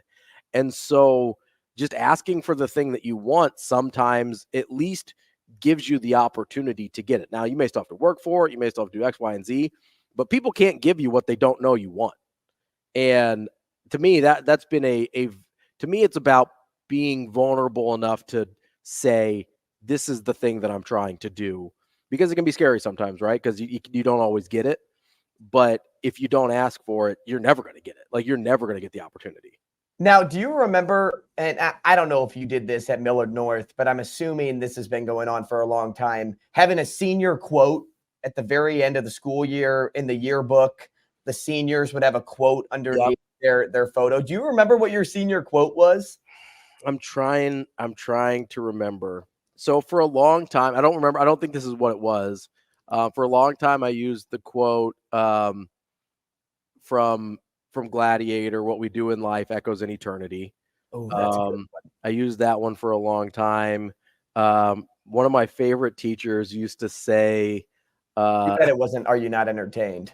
Sorry, no, that's a good. Keep going. Are you not entertained? I use that GIF more than I should when I'm talking. Such a good movie. One of my favorite teachers used to always say, "If you're gonna be dumb, you better be tough." And so that one I really like. Okay, that may have been one of my quotes. I don't remember what my specific one for senior year, but those in that time of my life, those were two that I was.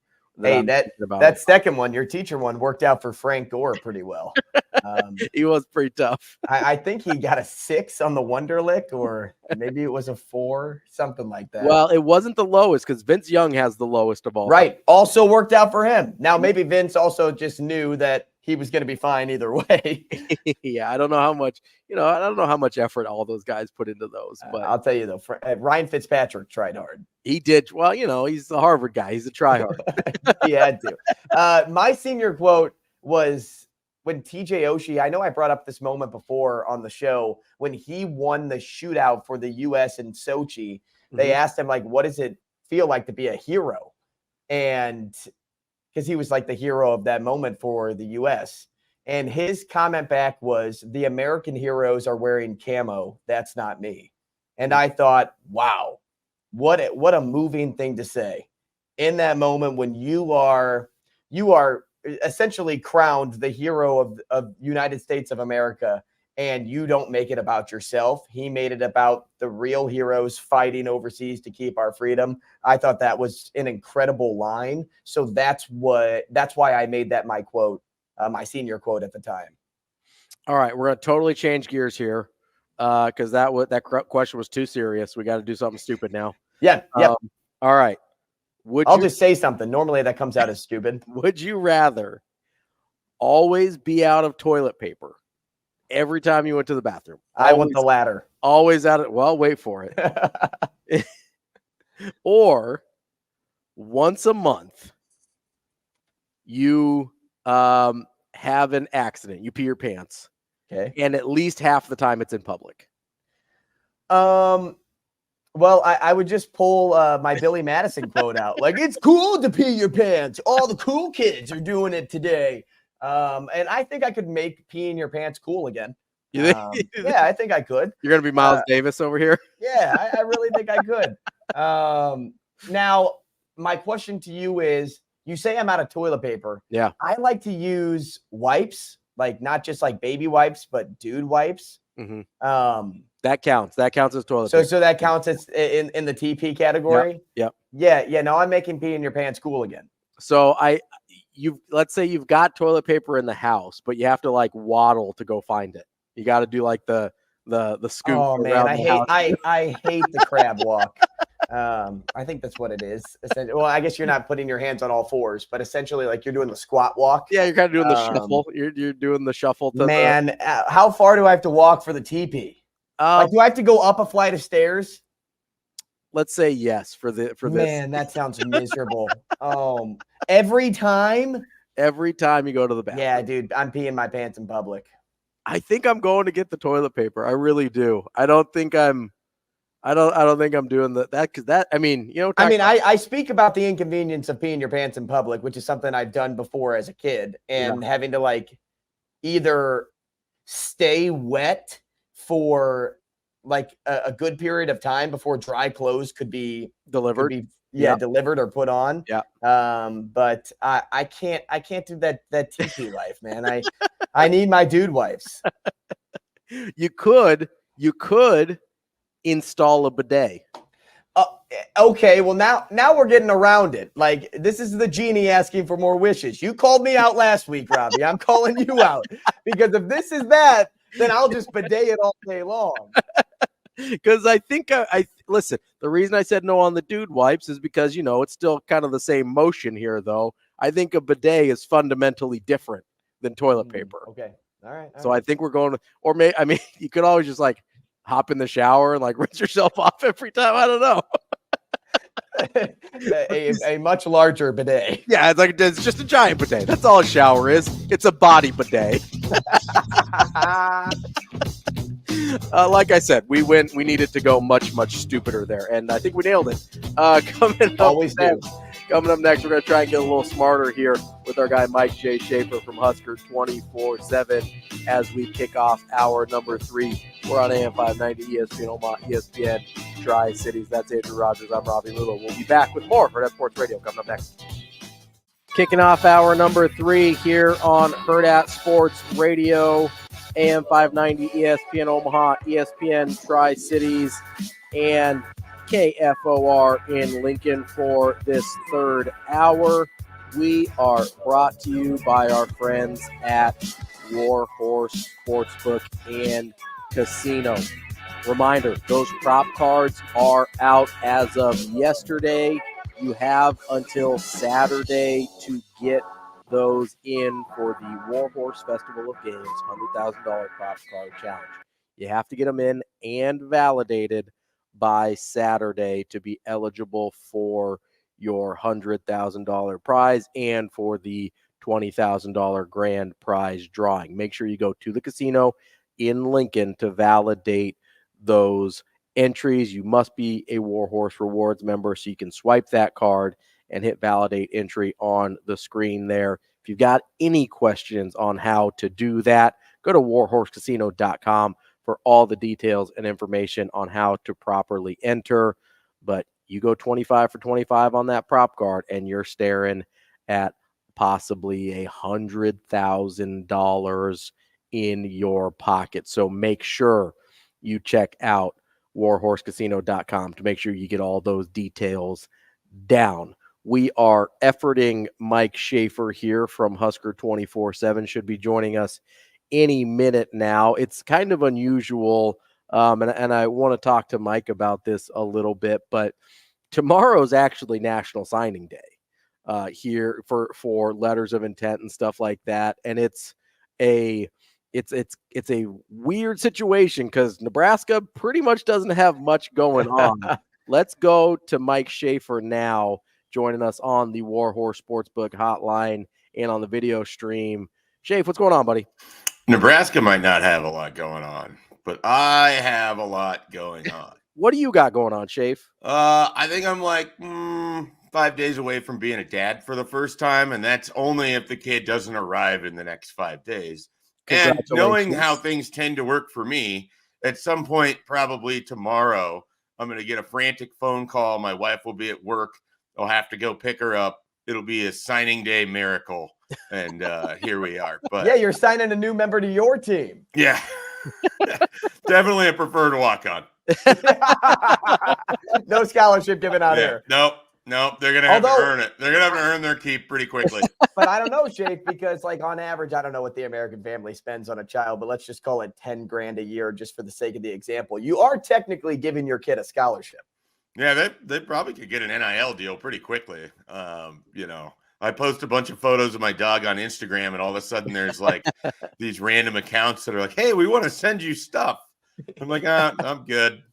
These are just random snapshots. He's not a model. I can imagine I could get an NIL deal for this kid pretty quickly. The difference is you have to put the kid on scholarship for almost as long as Cam McCormick has been on scholarship, the tight end from Miami. So that's the difference between your regular scholarships and your baby scholarships out there. The really fun thing will be once that kid comes off of the Schaefer family scholarship, it has to figure out how to pay for education in the year of what are we looking at here? 2042? Class what of do we think college baby. costs in 2042? $7 billion? That sound about right? Doritos cost $5.99. I lost my mind over this at the store yesterday. I've said it to everyone. Cereal. Like people like, hey, how's it going? I'm like, Doritos cost $5.99. This is what my life has been. It's like that just for whatever reason, that just reminded me of Kevin from The Office when he just yells out, "I have to go to the bathroom." Just Shapes just walking around yelling at people, Doritos are $5.99. What's happening? Going, Doritos are $5.99. You're gonna be in the delivery room, be like, "Congratulations, you're a dad." And you're like, "Doritos are $5.99." I'm just gonna be like, they're like, "Why do you have all of these bags of Doritos from the vending machine? It's so much cheaper here." You're like, "Only $4.99 here." Exactly. Well, Schaefer, congratulations on your impending fatherhood. I hope your child is not born during the Super Bowl. That'd be a tough look. That'd be a tough look for your guy. Yeah, well, it was fascinating when we got the original due date, and I just told everyone, I'm like, this is what's going to happen. It's going to be during the Super Bowl. And they're like, well, you don't have to worry about it. You're a Vikings fan. I was like, I get it. I understand. That's not the point. It's the last football game of the year. It's the last meaningful football game for months. It matters to me, even if I hate both teams involved, even if I don't care who wins. I like to watch the Super Bowl. That's just who I am. Mm-hmm. And so then the way this thing was tracking, it was undoubtedly going to be happening on the Super Bowl. But now it feels like I'll probably just be in the middle of changing a fifth diaper in the second quarter is sort of where we're headed, which I got to say, if my options were to completely miss it or to be covered in feces and watch the Super Bowl, choosing the feces. Yeah. I wonder what the Super Bowl squares are like for changing a diaper. Maybe we'll have to do that on the side here on Hurrdat Sports Radio. Schaefer, speaking of Super Bowl and Super Bowl champions, we spent some time this morning talking about Rex Burkhead.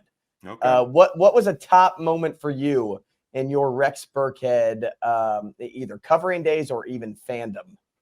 So, sometimes you got to reveal, give a little peek behind the curtain of what it's like to be in the media and see the same people all the time at the same practices. And particularly during the Bo Pelini era, when practice was supposed to end at let's say 5:15, and we didn't get in to actually interview guys until 6:30, because that's just how the concept of time was lost on him.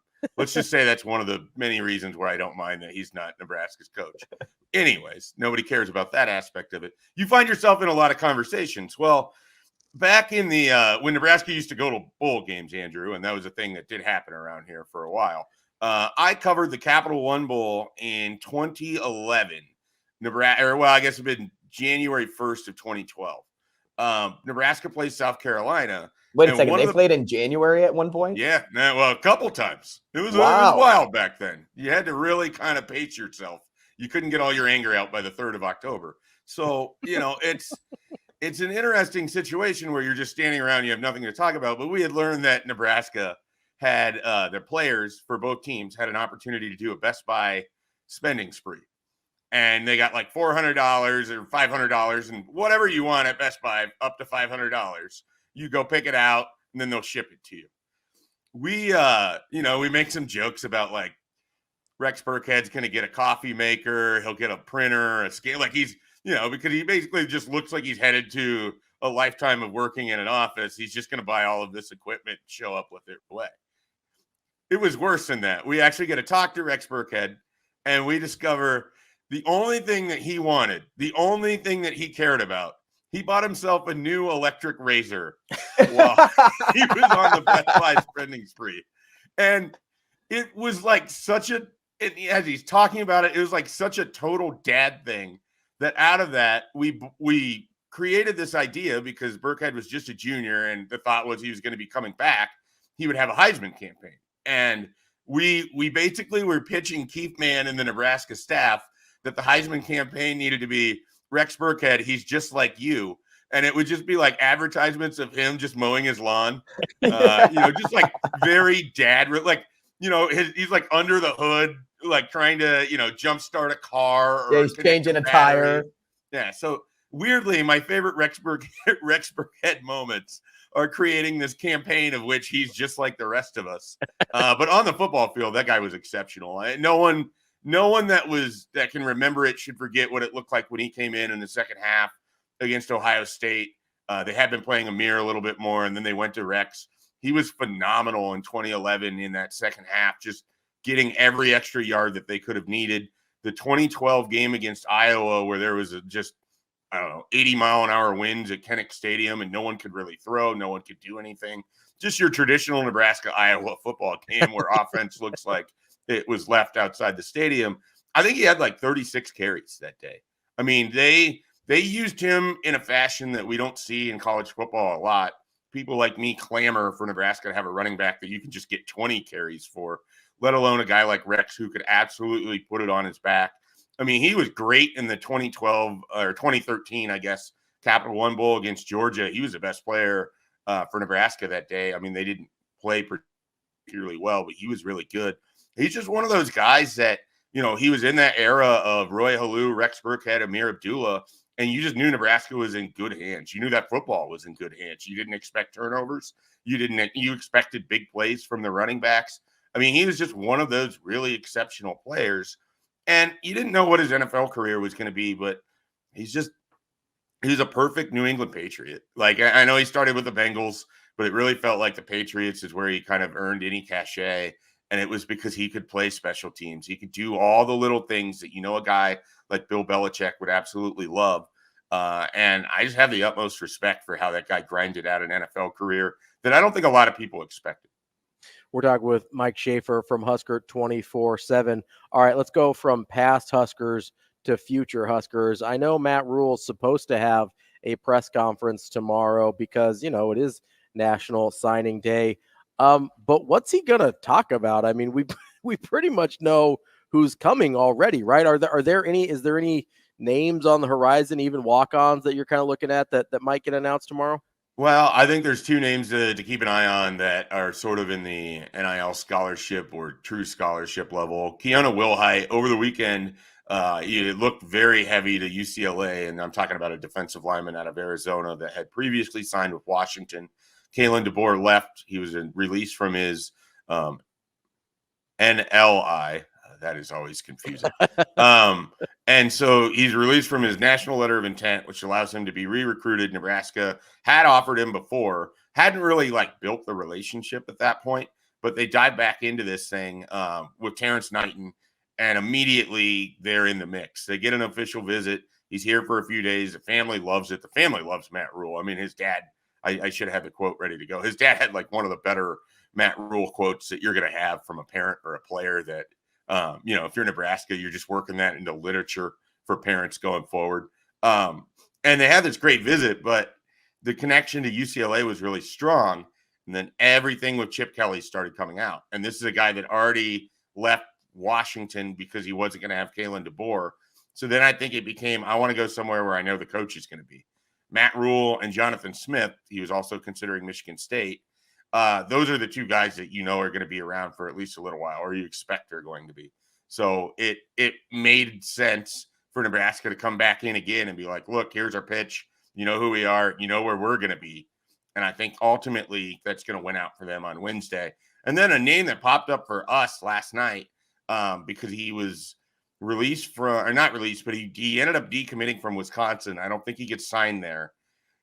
Kamir Prescott, a safety from Philadelphia, is a guy that could end up as a NIL assisted scholarship player. And he was someone Nebraska had out for the spring game. He's another one of those Philadelphia connections that they seem to have a lot of. And he's a guy, I think, looking for a home. And Nebraska, I think, is always going to be in the market with these NIL scholarship type guys. If it looks like he can play, if it looks like he can develop, and it's not really going to cost you anything that you can't afford, it's worth taking a shot on him. And if he goes into the portal after a year, you're not really out of anything. Like that's kind of the critical factor of some of this, where you take a shot, you manage your roster as well as you can.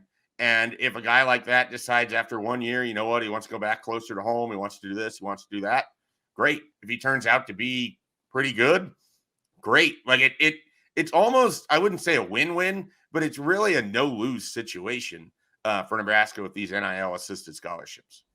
Schaefer, we spent some time this morning, too, talking about what this team looks like in the spring and what sort of attrition we can maybe expect from certain position groups and specifically the offensive line. And I'm curious, in your mind, do you see a lot of attrition happening at that position? And if so, who are some names to kind of watch out for that if they don't have a starting role next season, that you could see them leave?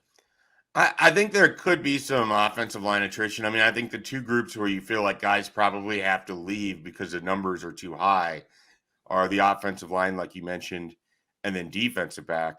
And I don't know. I'm never like, because it's like, I don't want to sit here and just make guesses that so-and-so is going to leave because I don't know. Mm-hmm. And well, maybe do this instead. Maybe like try to map out who you think the starting lineup or what that looks like, because a big point of that conversation was, should Justin Evans-Jenkins be the starter, or could you imagine Turner Corcoran starting at a spot instead and JEJ is next man up? I think if it was me, I would love to see what a Teddy Prohaska, Turner Corcoran, Ben Scott, Micah Mazuka, Bryce Benhart lineup looks like. That's a lot of career starts. It's a lot of guys that have played a lot of football. I want to see Turner Corcoran as guard. I've gone on every radio show that ever has me on, and I talk about how Turner Corcoran has been playing out of position for years, and what happens every single spring. Turner Corcoran stays at a tackle position. I think he's a good player. I think there's a reason that he was a top 50 player in the country. I think just like Bryce Benhart, people are so ready to give up on him that it's unfair because these guys have been put and asked to do things that just simply weren't in their toolbox or the offense wasn't set up to do. I would love to see Turner Corcoran at that guard spot. Now, the other end of this is I would love to see Turner Corcoran healthy. That really hasn't been a case for several years now. So if he can stay healthy, if he can compete this spring, if he gets an opportunity at left guard, assuming that Micah Mazuka just stays at right guard where he played for Florida, that's a really interesting offensive line to me. And I don't think that has to be a bad thing for Justin Evans-Jenkins, because I just said Turner Corcoran hasn't been able to stay healthy. Like, if you are the 6th or the 7th guy on this offensive line, you're kind of minted. Like, you're in a good spot here, because very rarely do 5 offensive linemen just stay completely healthy. The one sort of thought that I have is I don't know what's going to happen at tackle necessarily. Like, if they have to have a tackle, I guess Gunnar Katula is still probably your backup left tackle. I don't know who your backup right tackle is necessarily. It could be Corcoran himself. So he might end up being really valuable as a swing guy if you do have that injury. Like, let's say something happens to Benhart or whoever, Corcoran ends up at right tackle and Justin Evans-Jenkins ends up at left guard. So I could definitely see a scenario where guys are unhappy with what their role might be after the spring. But I really do think Nebraska sells it. If you're in the top 7, you're going to be really valuable to us throughout the year. So give us a chance. Don't get too upset. Don't go away. And then they have a lot of like freshmen. And some of these freshmen are basically going to have to figure out, I got to get going here because they're recruiting past you. I mean, there's some guys they brought in the last 2 classes that they're expecting to play pretty early in their careers. And they got a veteran group that's going to be leaving after this year. So I think it's a big spring. If you were a freshman last year who maybe didn't do much, you're probably going to want to put some good tape out there this spring. We're talking with Mike Schaefer of Husker 24/7. Schaefer, is there any part of you that misses when there was just the one signing day? And no, none. And like, it's not, there's a nostalgic factor, right? Because I have some pretty cool memories from that day that can't be replicated for the most part. But a lot of it is the way that recruiting works now is so different than even just recruiting in 2017, the last year that you would have had the normal, February signing period. The class of 2017 was the last one. Things are really, really different in the last, 7 years, man. Okay, well, before I get lost on that, it's just the process has moved up. If nothing else, like if you want to get rid of the December period, and I understand some do, create an August one. Like let these kids sign early and stop like the messing around with a lot of this stuff. Like a lot of these guys want to have their decision made before they even start their senior year of football because they want to enjoy their senior year of high school football. Mm-hmm. And so if you can get them to sign, and we already have, like, before there's the whole hand-wringing of what about a coach movement? We already have that now. I mean, you already had 2 coaches that were in the college football playoff are no longer the coaches of their schools. Like, we're in this movement. It doesn't matter. You had coaches leave after bowl games. You had a coach just go become a defensive coordinator in the NFL. Like, there's no perfect time. The calendar does not allow for a perfect time. So do the best thing for the kids. And they're already committing earlier. Let them sign in August. Let them focus on their seasons. And then the guys who need the senior film, the guys who don't have a spot to sign, they become the pool that's left. And suddenly senior football becomes really interesting. Mm-hmm.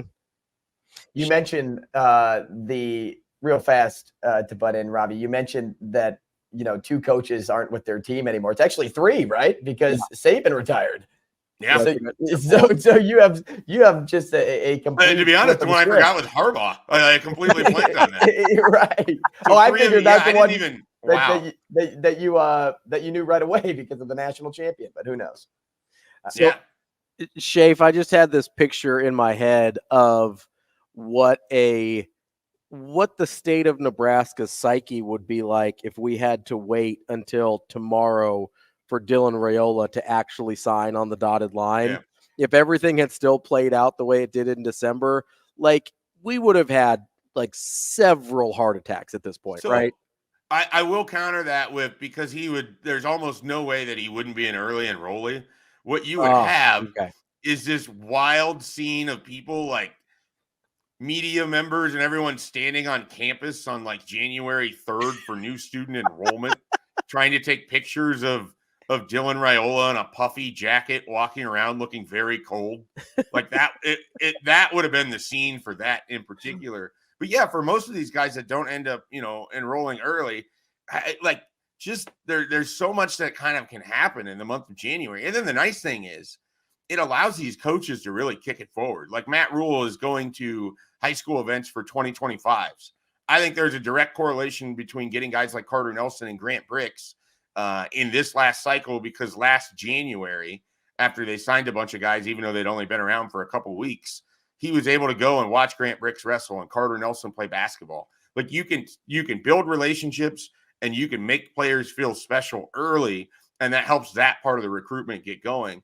I just can't see any reason why anyone would want February, the first Wednesday in February, to be what it was. I understand it from the nostalgia aspect, but that's just not, nostalgia is nostalgia for a reason. It's because life moves forward, and we all have to as well. Schaefer, I don't like looking too far ahead, but unless we're talking about Nebraska wins and losses next season, because I think we can do schedule predictions at any point in time. But I do want to get an update on the class of 2025, like just a so-called checkup, if you will, because outside of Christian Jones, who everybody knows his name, who in the class in state are you keeping a close eye on as we kind of build up to the 2025 cycle? Yeah, I mean, you've got Chase Lofton, who's at Millard and South now. He's a really talented tight end. He is hearing from, he was just at Alabama over the weekend. He's definitely someone to notice and know inside the state. I am blanking on the name. I will let you guys look it up. There's another tight end who's his first name's Robert. His last name starts with Z. I can never remember the name. He is also a really intriguing athlete and someone that Brunts has been locked into for a while now. You have Jackson Carpenter and Pierce Mooberry as far as in-state guys to kind of keep an eye on too. And then of course, you mentioned Christian Jones. And then I've already kind of like kicked it forward to 2026 where Caprice Keith out of Bellevue West is pretty intriguing to me as a guy who could end up as a wide receiver or as a defensive back. Champ Davis, who's really, really good at Omaha North last year. That's a name to know too. So definitely some in-state talent looking ahead. That's Mike Schaefer from Husker 24/7. Schaefer, we appreciate the time as always. We will catch up again. Well, hopefully, maybe next week or no? No, it's going to be a while, guys. We're out. I'm out for a while. Well, this is the last we'll talk to you for a while. Well, congrats on your impending fatherhood, and we will talk to you when you get your head above water again. Appreciate it, guys. Have a good one. Enjoy the Super Bowl, Robbie. Thanks, Schaefer. Raymond Ziebert, by the way, I believe That's the name. Not even Robert. Really good job by me. Way to finish it strong. Way off. Yeah. See you guys. See ya. Welcome back to Hurrdat Sports Radio here on AM 590 ESPN Omaha, ESPN Tri-Cities, and KFOR in Lincoln. We're live on Twitter, Facebook, and YouTube. And I want to remind you about our friends at the Omaha Supernova. They get back on the court tomorrow night at CHI Health Center. You've got another opportunity to go out and see your professional volleyball franchise right here in Omaha, the Omaha Supernovas. They are playing Vegas tomorrow, trying to get their second win of the season after knocking off the San Diego Mojo on Saturday and topping 11,000 in attendance for the second straight match. Hey, let's keep that rolling. I want tens of thousands. Make sure we keep that 5-digit streak going with the Omaha Supernovas. Make sure you go to supernovas.com to get your tickets for tomorrow night's match against Vegas. That's Omaha Supernovas. Go to supernovas.com. Full schedule. They got merch. We saw our girl Anna Bellinghausen yesterday was wearing one of those sweet hoodies. Make sure you go check everything out at supernovas.com. Yeah, how did we get one of those? I know. Anna got the hookup. We might have to have a discussion with our friend Jeff here. See if we can make something happen. But no, we are super excited. We are supernova excited. We are supernova excited about match number 3 coming up tomorrow night. Obviously, also super excited about a little game coming up on Sunday. I don't know if you're familiar with it. It's the Super Bowl. I don't know if you're familiar. Sorry, I'm checking my watch. I need to rewrite my calendar. So check your calendar here because it does keep getting later and later every year. Mark my watch for 5 p.m. Watch Super Bowl. Okay, there you go. Put it in your calendar. Don't forget. And I was watching, some sports talking head shows or whatever, and on the television. You should only watch on YouTube and on the radio, like we are. That's where you want to be. But I was watching one of those shows because I like to see what they're talking about, and I like to see how they're covering the game. Speaking of which, coming up at 9:45, we are going to talk to Rohan Chakravarthi. He covers the 49ers for Niners Nation. So we'll start getting into our Super Bowl preview here as well. But they asked a question. I think it was on ESPN. I don't remember what show it was on. But they asked a question if Brock Purdy's success will change the way that evaluators look at quarterbacks at all. And I thought it was an interesting question because, first of all, quarterback is, as we know, a ridiculously hard position to evaluate coming from the college level to the NFL. Your chances of being a starter, even if you're drafted in the first round, is about 50-50 of being a long-term starter. And your chances of being a star is somewhere in the 25 to 30% range, depending on who you consider a star, right? So they're not hitting a great percentage there in terms of those draft picks at high levels for quarterbacks. And so I thought it was interesting because I'm always fascinated with the way quarterbacks are viewed. And, we've got this upcoming class where Caleb Williams has been kind of the number one guy for a long time. Some people are obsessed with Drake May. Jaden Daniels just made a move in, like, I think Mel Kiper's big board into that spot ahead of Drake May. And so you can see a bunch of different guys see the exact same stuff on tape and view it a million different ways, right? And so the Brock Purdy question kind of got me wondering, is there a way to kind of quantify the things he does well? And if you listen to what the 49ers say, the stuff that he does well is that he processes the game incredibly quickly. And that's something that's got to be darn near impossible to evaluate in terms of, okay, he processes the college game really well. What's that going to look like when he gets to the NFL, right? Everything's faster. Everybody's bigger. Everything moves quicker. Like, I am really curious your thoughts, if there's any implications of when we see different guys be successful, right? Like, we saw Josh Allen be successful. I think that led directly to, like, Anthony Richardson being drafted really high. We saw, we see mobile quarterbacks start to be successful. All of a sudden, people want a guy that can move around a little bit. And I'm curious if Brock Purdy can have any of that effect, because his traits aren't physical, right? He's a super average dude physically. If he has anything special outside of a good enough arm and good enough feet, it's his mind, right? How do you evaluate what's in somebody's head? That's the tricky part. Brock Purdy is really good because of the pieces around him. And that's kind of how I look at his processing speed, because he can have great processing speed because the players around him open things up for him so that it makes him look better or much better than he actually looks on paper, if that makes sense. Purdy is an interesting story because he had to kind of pave his own path. Iowa State, he didn't have like the craziest guys around him, but he had some really good weapons that made playing in the Big 12 easier than it would, say, playing at a school like, we'll just toss in Kansas at the time. Kansas got a lot better with the right coach, but that also in turn led to good pieces around guys like Jalen Daniels and Jason Bean to make them look better than they probably look on paper. So I think it's a lot of things that need to be factored in terms of how to evaluate your quarterback. It's how to evaluate your team first and the people that you have surrounding that quarterback. And then two, you can then look at the strengths and weaknesses of a guy and say, will he be a good fit around this head coach? Because we talk about the Bryce Young example all the time. Bryce Young on paper looks fantastic. He pops off the chart. But if you don't surround a guy with good weapons, good pieces, he's not going to be successful. And he won't find success in the league. What makes Purdy so good is he fell into the best position.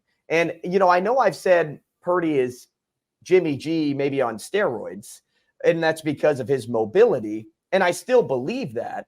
But I think situationally, Purdy is just in the best spot to succeed. And you look at, other guys you brought up. Josh Allen had some really nice pieces around him. Yes, he also has, the attributes to pop off the page in terms of, wow, I mean, this dude is absolutely jacked. He's huge. But then you look at Mahomes, who is just a different being, but he also had Tyreek Hill and Travis Kelce for the majority of his career. So he's able to get that confidence so early. And that's what I wonder about with Purdy versus Bryce Young, for example, because we're looking at the number 1 overall pick and the last pick in a draft. The last pick in the draft has so many pieces. He has so much confidence brewing right now that it's kind of hard to imagine that, he won't be successful. But you can also see his rookie flaws sometimes where he tries to force a throw or he makes a poor decision. And it's just like, well, that's why you're the 7th or you're a 7th round pick for a throw like that. Meanwhile, you have Bryce Young, who has nobody to throw to, and that line can't give him time at all. And it's like, man, is Bryce Young going to pan out in the league? Because if he is, it's going to take a lot of time for Carolina to turn that engine, or at least replace that engine, I guess I should say, because there's nobody there. There's absolutely no one. So in terms of evaluation, I think it starts with evaluating what your team has first, and then just finding a quarterback that can kind of just slot in. I don't think the quarterback is that crazy of we need this guy, like the Bears, right? We need Caleb Williams. Mm-hmm. Maybe they do, because that's what they're missing right now. They feel like they have good ownership. They feel like they have good pieces, and maybe it's just Justin Fields not working out. It's $1 million question. I don't think it's an easy one to answer either. No, if it was a question that we could answer, we would both be making a lot more money at different jobs, right? Like if we had cracked the QB evaluation code. But you hit on a couple interesting things there that I wanted to talk about. Number one, the situation that makes evaluating Brock Purdy so hard because of all the weapons that he has around him, I think is the exact same thing that made evaluating a guy like Bryce Young so hard in college because of all the weapons he had. And even CJ Stroud, who had an incredible receiving core in college, right? Alabama and Ohio State have had some of the best receiving cores in the last couple years, or in the past several years. And both of those guys came out of situations where you're like, yeah, I think this guy's good. He also had way better weapons than everybody else. And you're in the exact same situation, which, okay, I think maybe Brock Purdy has some strengths in these areas, but it's also really hard to separate him from the talent around him. The other thing you touched on that I think is really interesting, and I think it's something I've harped on for a while that I don't think people appreciate enough, is I don't know how many guys, regardless of their talent, can succeed in bad situations. Because there are some dudes that I am convinced I look at and I go, man, he's got everything. If he had gotten into a better situation, he probably could have been successful. Now, are we talking all-pro, Hall of Famer? Maybe not. But you're talking about guys that kind of get washed out of the league, or they end up being career backups or whatever because they never got in the right situation. Like if Lamar Jackson ends up in the wrong situation where they don't tailor the offense around him, what are we talking about with Lamar Jackson? Mm-hmm. If Josh Allen ends up in a situation that's not the ideal fit for him, what are we talking about with Josh Allen? If Patrick Mahomes doesn't end up with Andy Reid, what are we talking about with Patrick Mahomes? Like, there's so many of these guys that we consider all-time greats, no-brainers, that if you look at the situation they went into, you're like, that was pretty good. That was pretty good. Who I think is going to be pretty good up next is our friend Rohan Chakravarthi. He is a Niners reporter for Niners Nation. We will talk to him coming up next.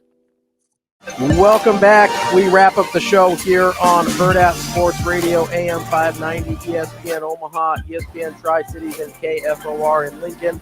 A reminder, if you're listening to us, if you're about to get in your car to get to work, remember, using your seatbelt saves lives and prevents injuries, but only if it is worn properly. Make it click. This message from the NDOT Highway Safety Office. Joining us now on the Warhorse Sportsbook Hotline is Rohan Chakravarthi. He covers the San Francisco 49ers for Niners Nation. Rohan, how are you this morning? Hey, glad to be here. Appreciate you guys having me. Yeah, absolutely, Rohan. We are glad you could join us because we are starting to get a little rolling on our Super Bowl coverage this week. I'm randomly a very large 49ers fan here in Omaha, Nebraska, so it's a big week for me. I'm curious, from what you've seen this year, what is your, because I always focus on the negative. That's just, how fans are sometimes. What is your biggest concern with this Super Bowl matchup for the 49ers against the Chiefs? I think, it might sound cliche, but when you're going up against the Kansas City Chiefs, you have to account for the greatest player in today's game, which is Patrick Mahomes. I think going up against Mahomes, I think it's going to be the biggest challenge for the San Francisco 49ers, just because of the way that he's able to manage the game. A lot of people like to negatively use the word game manager, but Mahomes does it to an effect where he's consistently able to produce wins for his team. And so with the way the 49ers have played in the playoffs, it's been good in the way that they've come back, but it's been bad in the way that they've started both games. I think the 49ers need a strong start, and that would probably be my biggest concern, because you want to effectively put the game out of Mahomes' hands, kind of create a good gap between the 49ers and Patrick Mahomes' ability to come back. I think that if you allow Patrick Mahomes to kind of remain in the game, his game manager skills are going to allow the Chiefs to potentially come on top and win yet another Super Bowl. Rohan, I thought you were going to say Christian McCaffrey, not Patrick Mahomes. I mean, come on. Like that's who we're talking about in this game, right? I'm still an advocate on him to win the MVP, but I can't guarantee anything anymore because of that quarterback award. But I will say you made a good point of starting fast. And, my question for you is this. What's different outside of, what you want to see is starting fast? What's different this time for the 49ers from their appearance 4 years ago against the Chiefs? What makes you believe this team is set up better than that one? Yeah, I think a lot is different. I mean, first of all, if you look at the two rosters, 15 of San Francisco's 22 starters have changed. For Kansas City, the number jumps all the way to 19. The only 3 holdovers as starters from that team are Patrick Mahomes, Travis Kelce, and Chris Jones.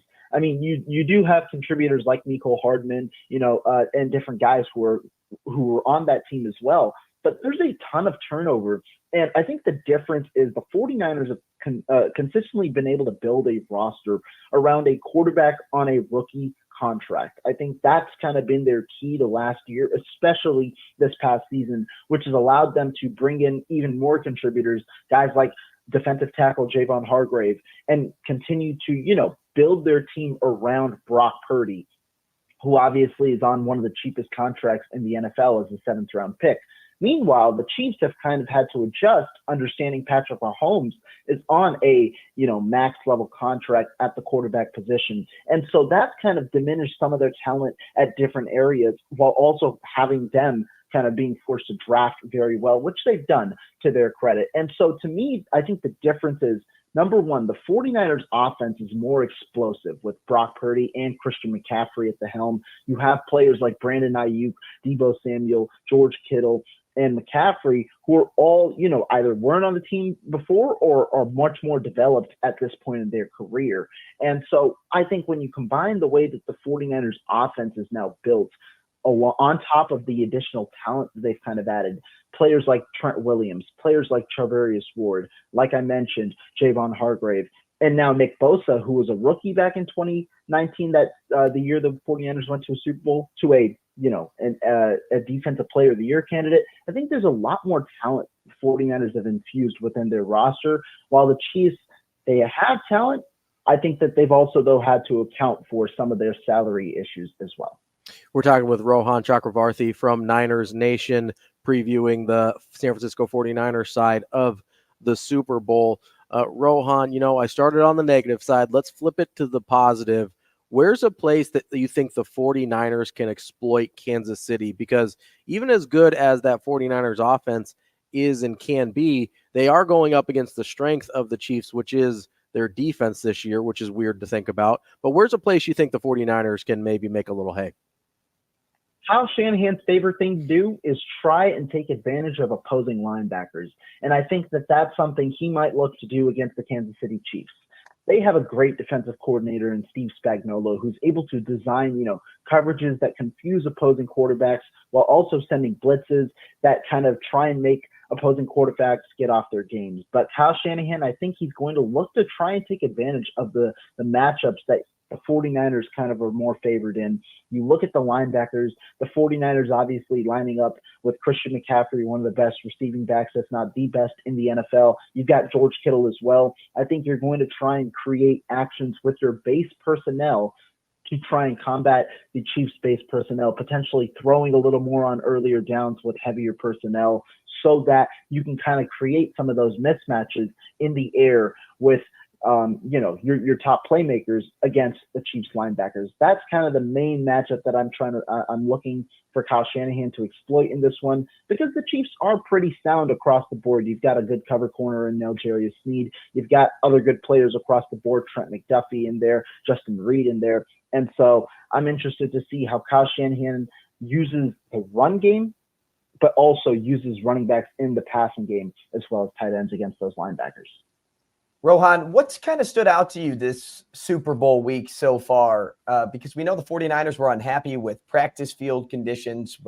Players have interviewed. I'm curious to know what has kind of caught your attention this week from the 49ers perspective. Of course, the playing field narrative was the big story yesterday with the 49ers not getting their practice fields to their, to their liking. But overall, I think the number one thing is when you look at this 49ers team versus the last one, I think a quote from Andy Reid yesterday sums it up. He said how the 49ers are favorites, on the in betting books, essentially, which kind of creates a different narrative from the last time around. Because the last time around, the 49ers, they were the newcomers. They were coming off a 4-12 season back in 2018, flipped it to a 13-3 season in 2019, and going up against Patrick Mahomes, who had just reached the conference championship the year ago. And so I think there was a different narrative around the 49ers last time around, whereas this time they're an experienced team. And funny enough, they're the favorites in the Super Bowl against Patrick Mahomes across many books. And so I think that while I don't think the 49ers are necessarily taking the mentality that they're the favorites, the aura around the team, given the talent that they have, is different this time around than last time around with a more experienced team, a more experienced coaching staff, and different elements like that. Rohan, we got a couple minutes left here with you. Who do you think has more on the line in terms of how they're viewed in this game? Is it Kyle Shanahan, who's lost the last Super Bowl, kind of meltdown as the offensive coordinator with the Falcons, or Brock Purdy trying to garner that respect of not just being kind of a system quarterback who's got all the weapons in the world? Which of those two guys do you think has more at stake in how they're viewed? I think both have a good amount at stake, obviously, trying to cement their respective legacies, not only in 49ers franchise history, but also in NFL history with the way that both careers have gone so far. But I will have to go with Kyle Shanahan. Shanahan's a guy who has been, respected as a top coach in the NFL. But the one hump that Shanahan has yet to kind of accomplish has been that Super Bowl, whereas some of the top coaches in the NFL, that's where some people might distinguish Shanahan from the rest of the bunch. Guys like Andy Reid, Bill Belichick, Mike Tomlin, and even Shanahan's own, his close friend and own counterpart, Sean McVay, who won a Super Bowl back in 2021 with the Los Angeles Rams. And so I think Shanahan, especially given his history, 0-2 in the Super Bowl, one with the Atlanta Falcons as the offensive coordinator, the other time against the Kansas City Chiefs. But with the way that the 49ers not only had the path to go to the Super Bowl this year with windows, you don't know how long they're going to last, and Shanahan having the amount of playoff success and regular season success as he's had in the last few years, I think this is the year where Shanahan has to cement his legacy kind of as that elite head coach for the 49ers. Do I think his job is maybe in balance? No. But I think that this is kind of a make or break year for Shanahan, given how good the team that he's compiled is, how good the team is around him, around his quarterback, and things like that. As for Brock Purdy, I think he's still got some things to prove. I think that the Super Bowl cements his legacy in 49ers history, cements his legacy as one of the greatest underdog stories in the NFL. However, Brock Purdy, he's only in his second year. If Brock Purdy doesn't reach the Super Bowl this year, it's not a big deal. It's his second conference championship in 2 years as a starter. You expect him to grow, and he still has a couple of years left on his rookie contract to where the 49ers likely won't move on from him during that time. So to me, I think the pressure is much more on Kyle Shanahan and Brock Purdy this weekend. That's Rohan Chakravarthi from Niners Nation. Rohan, thanks so much for joining us, and hopefully we can catch up after a 49ers win. Appreciate you guys' time, and have a great rest of your day. Thanks, man. That's Rohan Chakravarthi from Niners Nation, and that's our show for the day here on Hurrdat Sports Radio. For Andrew Rogers, I'm Ravi Lulla. We will see you again tomorrow.